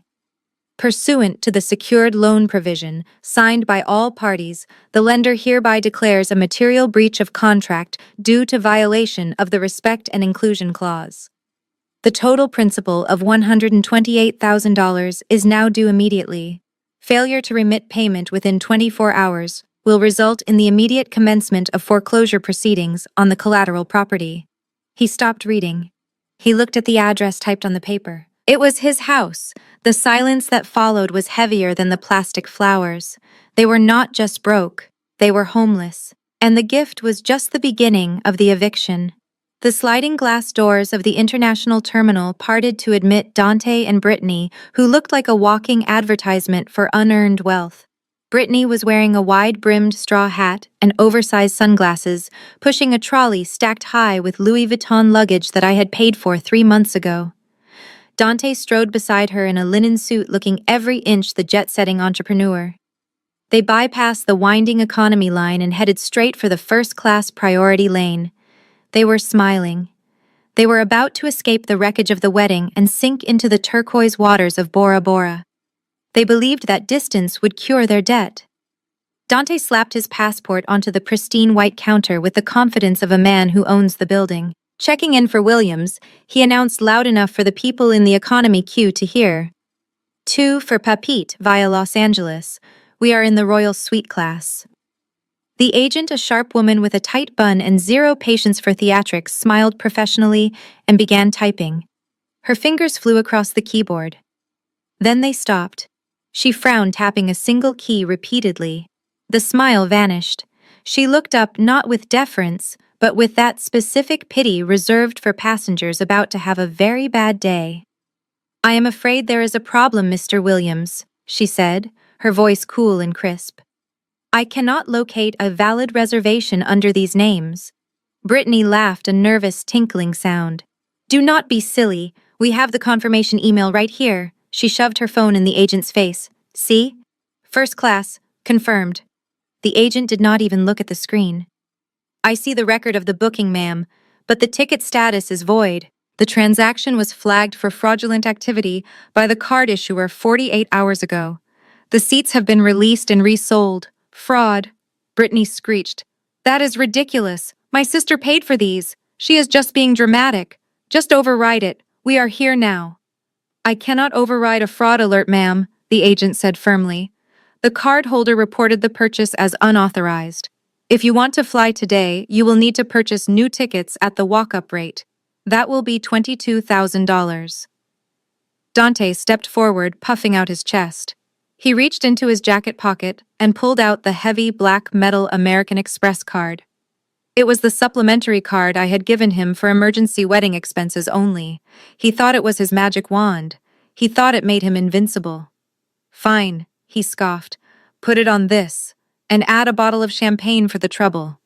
He tossed the card onto the counter with a metallic clatter. The agent picked it up and inserted it into the terminal. We all waited. The machine hummed. Dante tapped his foot, looking at his watch as if he were bored. Then the terminal beeped. A harsh, long, electronic rejection sound that cut through the noise of the terminal. Transaction declined, the agent said, sliding the card back across the counter. The issuer has suspended this account. Do you have another form of payment? Dante stared at the card. He looked at Brittany. He looked at the line of people behind them who were now groaning and checking their watches. He patted his pockets, but we all knew the truth. He did not have $22, let alone $22,000. The black card was dead, and so was the honeymoon. Sir, the agent said, her voice dropping an octave. You are holding up the line. If you cannot pay, I need to ask you to step aside. Security is watching. Security. The word hung in the air. The linen suit suddenly looked like a costume. The Louis Vuitton luggage looked like a burden. Dante grabbed the handle of the trolley, his face burning with a humiliation so deep it was almost radioactive. He turned the cart around. They were not going to Bora Bora. They were going back to the parking lot. Back to the reality I had curated for them. The humiliating retreat from the check-in counter was a walk of shame that seemed to last a lifetime. The Louis Vuitton luggage that had been a status symbol 10 minutes ago was now just a heavy burden that Brittany had to drag across the tiled floor. The wheels clattered loudly, drawing the attention of impatient travelers who were annoyed by the scene. Dante did not help her. He walked 5 paces ahead, his fists clenched, his linen suit crumpling under the weight of his impotent rage. He was not a grieving groom. He was a con artist whose mark had just woken up. They found a quiet corner near the automatic sliding doors where the smell of jet fuel and exhaust fumes drifted in from the curbside pickup. Dante spun around, his eyes wild. He cornered Brittany against a concrete pillar. Fix this, he hissed. His voice was low and dangerous, stripping away the charming facade he had worn for months. This is your family. This is your psychotic sister. Call her. Get the money. I am not going back to that apartment without a honeymoon. I am not going to be the laughingstock of my network. Brittany's hands shook so violently she dropped her phone twice before she could unlock it. She was terrified, not of Jordan but of Dante. She saw the way he looked at her now that the credit card was declined. There was no love in his eyes, only calculation and disgust. She realized with a sick, sinking feeling that she was only as valuable to him as her sister's bank account. She hit speed dial and held the phone to her ear, praying that Jordan would revert to her old role of the pushover. The phone rang 4 times. Then a click. Hello? Jordan's voice was calm. It was the voice of a woman sitting in a quiet office drinking tea, not someone involved in a crisis. That calmness snapped Brittany's last tether of sanity. What the hell are you doing? Brittany screamed into the phone. Her voice cracked, drawing stares from a security guard nearby. We are stranded at the airport, Jordan. The cards are declined. The tickets are gone. You embarrassed us in front of the whole terminal. Are you insane? Transfer the money right now. Fix this immediately, or I swear to God I will never speak to you again. There was a silence on the other end. It was not a silence of hesitation. It was the silence of a judge reviewing a verdict. I am not transferring anything, Brittany, Jordan said. The bank is closed. You are experiencing the consequences of fraud. You tried to fly on a ticket paid for with stolen funds. That is a crime, not a mistake. Stolen. Brittany shrieked, tears streaming down her face, ruining her airport makeup. It is family money. You gave it to us. You cannot just take it back because you are jealous. Dante is going to leave me Jordan. Do you hear me? He is going to walk out that door if we do not get on a plane. You are destroying my marriage. Then let him go, Jordan replied. Her voice was ice cold. If he only loves you for the first-class tickets, then he never loved you at all. He loved the access. He loved the lifestyle I bought. Now that the funding is cut, you are about to find out exactly how much your husband is worth. Spoiler alert, Brittany, it is 0. Dante snatched the phone from Brittany's hand. Listen to me, you bitter little witch, he shouted into the receiver. You do not know who you are messing with. I will sue you. I will ruin you. You will do nothing, Jordan said. You are driving a rental car that has been reported stolen. The police are likely scanning license plates in the parking lot right now. I would suggest you run, Dante, but you do not have anywhere to go, do you? The line went dead. Dante stared at the phone, his face draining of color. He looked at the exit where a police cruiser was slowly rolling past the drop-off zone. He looked at Brittany, who was sobbing into her hands. He realized the game was over. He dropped the phone onto the hard floor, cracking the screen, and without a word he turned and walked away, leaving his wife and her luggage alone in the cold draft of the automatic doors. I sat in the sterile silence of the conference room at Validus Law Group. The view from the 42nd floor showed the city moving like clockwork below, oblivious to the family tragedy playing out on the speakerphone. James, my attorney, sat across from me, steepling his fingers with the detached interest of a surgeon. The phone sat in the center of the mahogany table, the digital timer counting the seconds of Brittany's breakdown. I leaned forward and pressed the mute button off. My voice was not the voice of a sister. It was the voice of a creditor collecting a debt. Stop crying, Brittany, I said calmly. And listen to me very carefully, because I am only going to explain this once. You are asking why the cards are declined. You are asking why I stopped the payments. The answer is in the yellow legal pad document you signed without reading 3 months ago. On the other end of the line, I heard Brittany sniffle. What document? The guest list. What are you talking about? I looked at James, who slid the executed contract across the table toward me. It is called the secured loan provision, I continued. You and Mom and Dad treated that $128,000 as a donation. You thought it was free money, but the document you signed legally defined it as a conditional loan. It was a high-risk financing agreement, and like any loan, it came with terms of service. I paused to let the words sink in. Clause 4, Section B explicitly states that the borrower must maintain a standard of respectful conduct toward the lender. It is a standard anti-disparagement clause.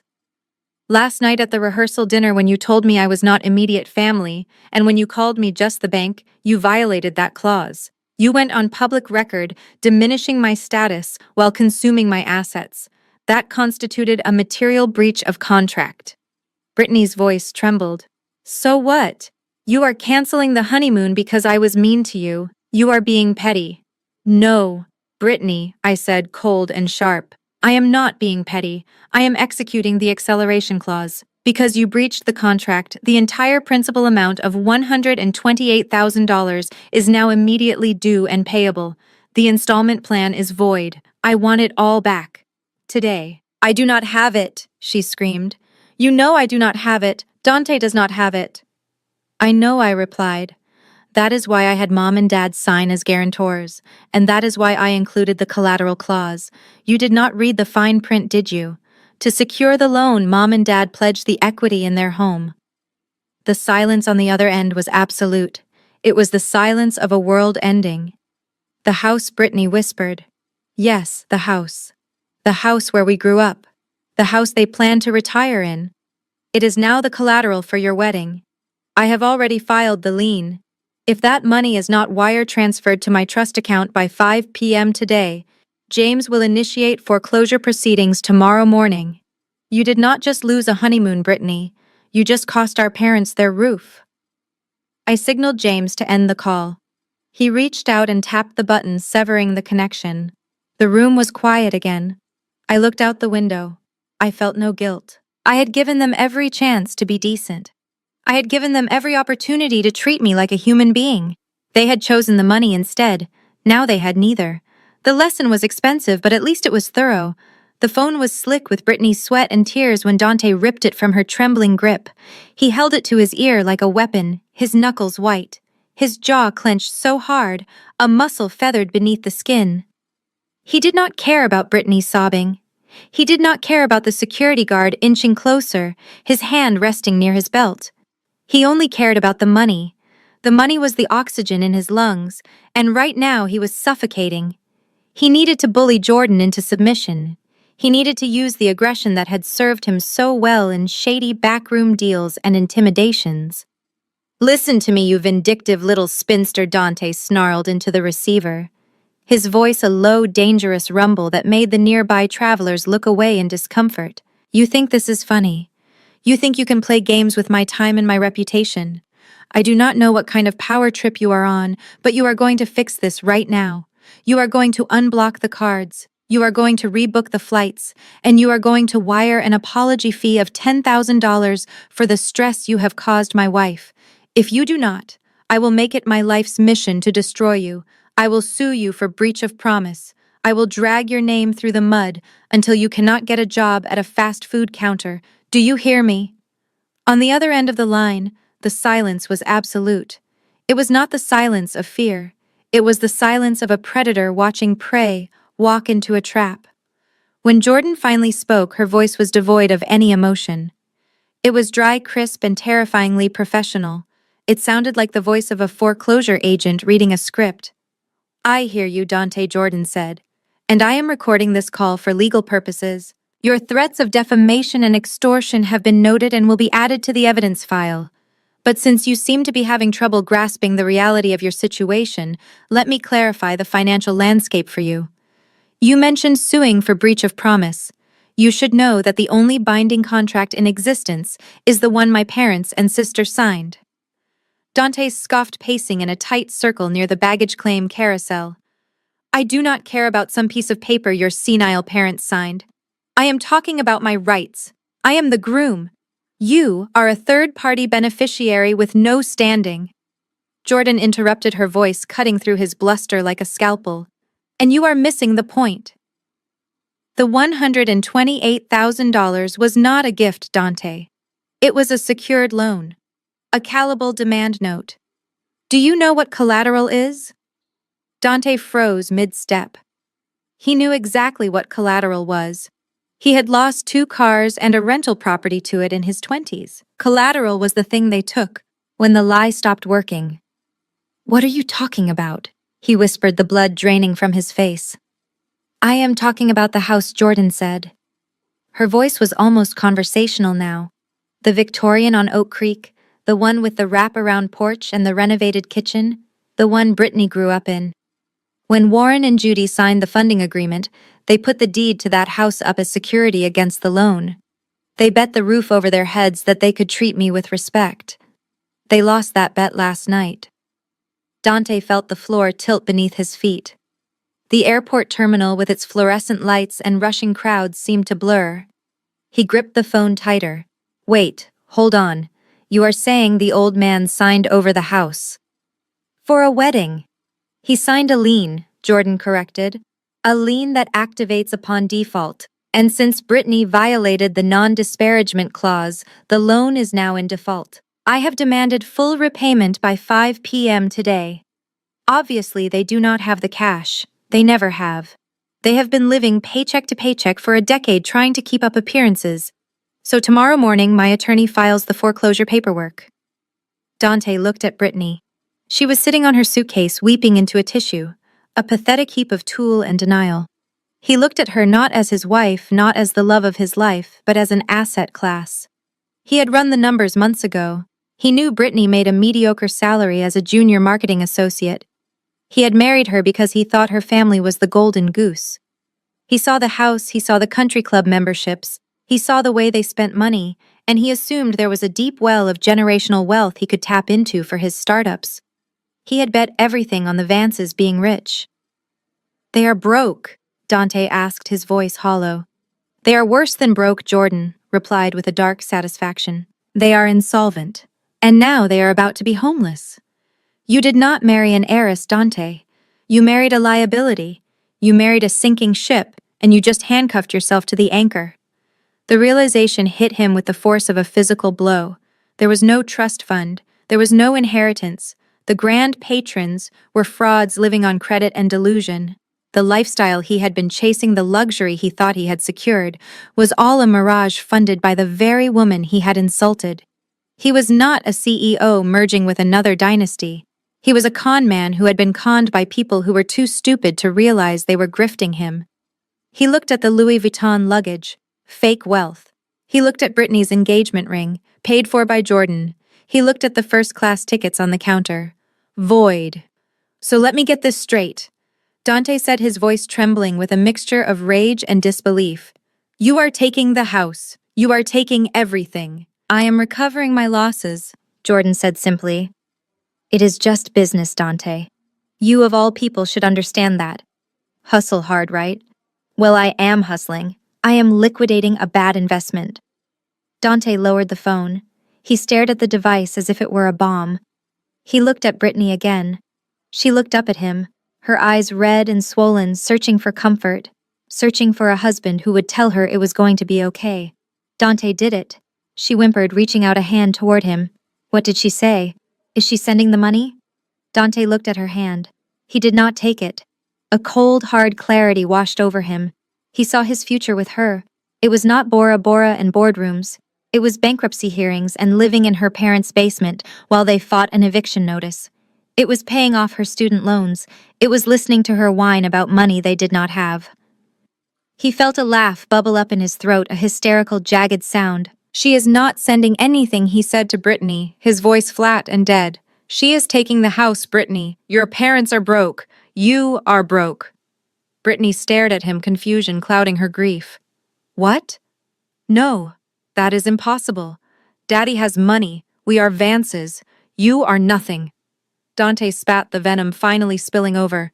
"You are a fraud. Your father is a broke loser who signed his house away for a party. And you—" He looked her up and down, his lip curling in disgust. "You are a bad investment." He put the phone back to his ear one last time. "You win, Jordan," he said quietly. "You win. Enjoy the house." He did not wait for a response. He dropped the phone onto the metal bench beside Brittany. It clattered loudly, a final punctuation mark to the conversation. He did not look at his wife. He did not look at the luggage. He straightened his linen jacket, adjusted his cuffs, and turned around, walking toward the exit doors. "Dante." Brittany screamed, scrambling up from her suitcase. "Dante, where are you going? The flight is this way. We have to figure this out." He did not stop. He did not turn back.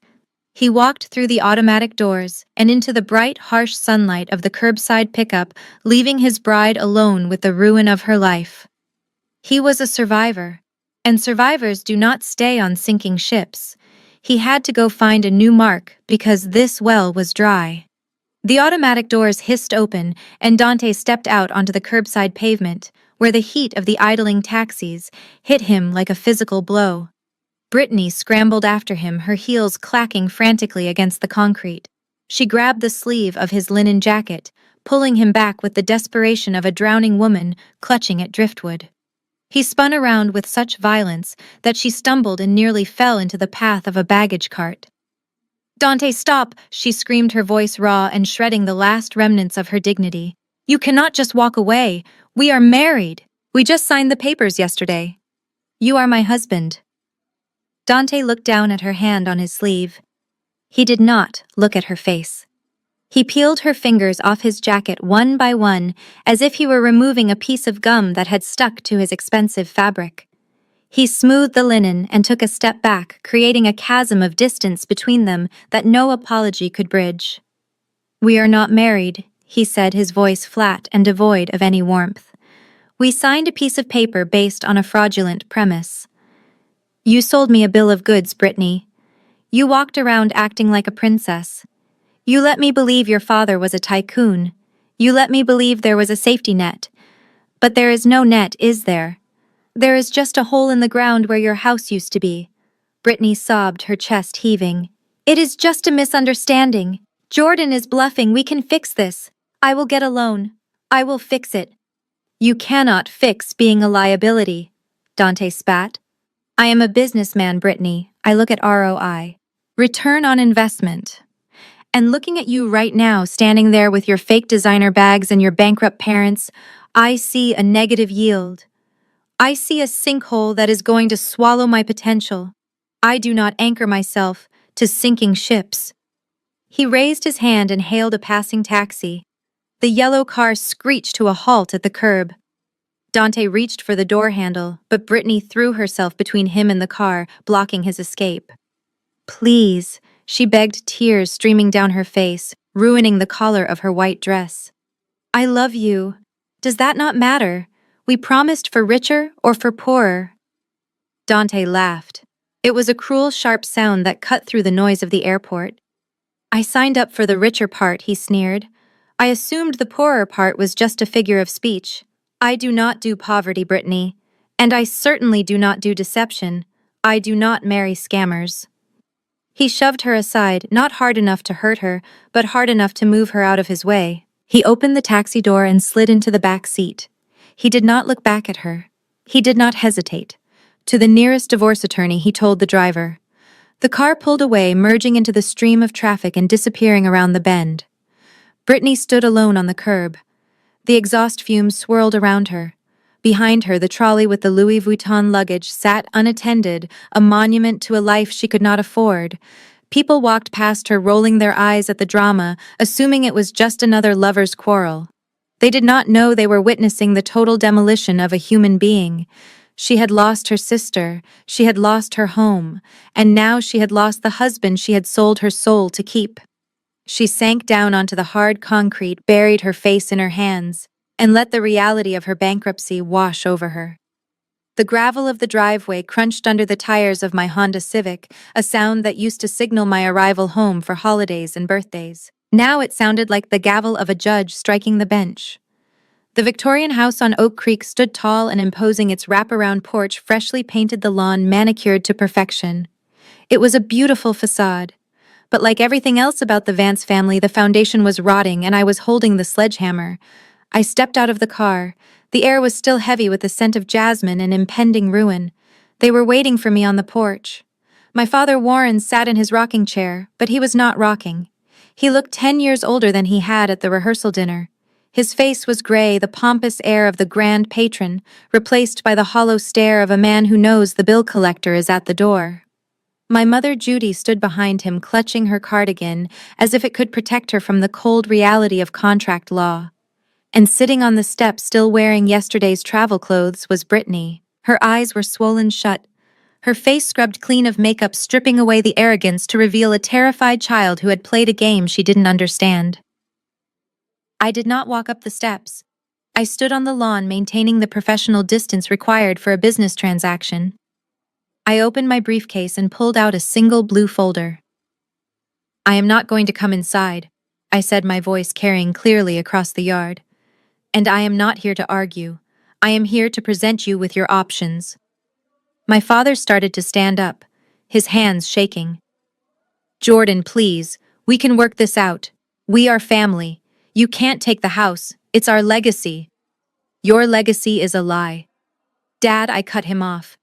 You leveraged your legacy to pay for a party to impress people who don't care about you. You signed a contract. You breached that contract. And now the debt is called. I held up the folder. Inside this file is the foreclosure notice. My attorney is ready to file it with the county clerk tomorrow morning. If he does that, your name will be published in the local paper under the legal notices. Everyone at the country club, everyone at the church, everyone in this town will know that Warren and Judy Vance are insolvent. The auction will be public. The eviction will be public. The shame will be absolute. My mother let out a small, strangled sob. Brittany buried her face in her knees. However, I continued, keeping my tone devoid of mercy. There is a second option. You can sign a voluntary deed in lieu of foreclosure. You sell the house immediately. You pay me the principal of $128,000 plus the accrued interest and my legal fees. Whatever is left over, if there's anything left after your other debts are settled, you keep. You can move into a condo quietly. You can tell your friends you decided to downsize for retirement. You keep your reputation such as it is. I place the blue folder on the bottom step right next to Brittany's foot. You have 24 hours to decide. If I don't have a signed agreement by noon tomorrow, the sheriff will be posting the eviction notice on this door by Friday. Jordan, don't do this, Brittany whispered, looking up with red, pleading eyes. Where will I go? Dante is gone. I have nothing. You have exactly what you earned, Brittany, I said. You wanted a fairy tale. Well, this is the part where the clock strikes 12 and the carriage turns back into a pumpkin. I turned around and walked back to my car. I did not slam the door. I closed it firmly, sealing myself inside my own life, a life that was debt-free and drama-free. I started the engine and put the car in reverse. As I backed out of the driveway, I looked in the rearview mirror one last time. They were still frozen on the porch. 3 small figures standing in the shadow of a house they no longer owned, paralyzed by the weight of their own choices. I shifted into drive and accelerated down the street. I did not look back. The road ahead was wide open, and for the first time in my life, the rearview mirror was empty. The saga of Jordan and the Vance family offers a brutal but necessary masterclass in the intersection of finance, self-worth, and boundaries. The most profound lesson is that generosity without boundaries is merely self-destruction. Jordan's initial mistake wasn't having money. It was assuming that familial love would override human greed. Her triumph, however, came from realizing that you cannot buy respect, but you can certainly charge for the lack of it. Crucially, the story highlights the absolute necessity of legal protection in personal relationships. The secured loan provision was not just a plot device. It was a boundary made manifest. In a world where family obligation is often weaponized to exploit the responsible, a contract is the only shield against emotional manipulation. Jordan proved that while no is a complete sentence, a lien is a complete argument. If someone is offended by your need for a written agreement, they likely never intended to honor a verbal one. Finally, the narrative destroys the illusion of keeping up appearances. Brittany and Dante's downfall wasn't just a lack of funds, it was the relentless pursuit of an aesthetic they couldn't afford. They prioritized the image of wealth over the reality of solvency. Jordan's victory reminds us that true power isn't a loud Lamborghini or a plastic orchid arch. It is the quiet, unshakable ability to walk away from a bad deal. She stopped being the bank and started being the CEO of her own life, teaching us that financial freedom is the ultimate form of self-care. Are you tired of being the safety net for everyone else? Follow for more stories on mastering financial boundaries, protecting your peace, and the art of saying no.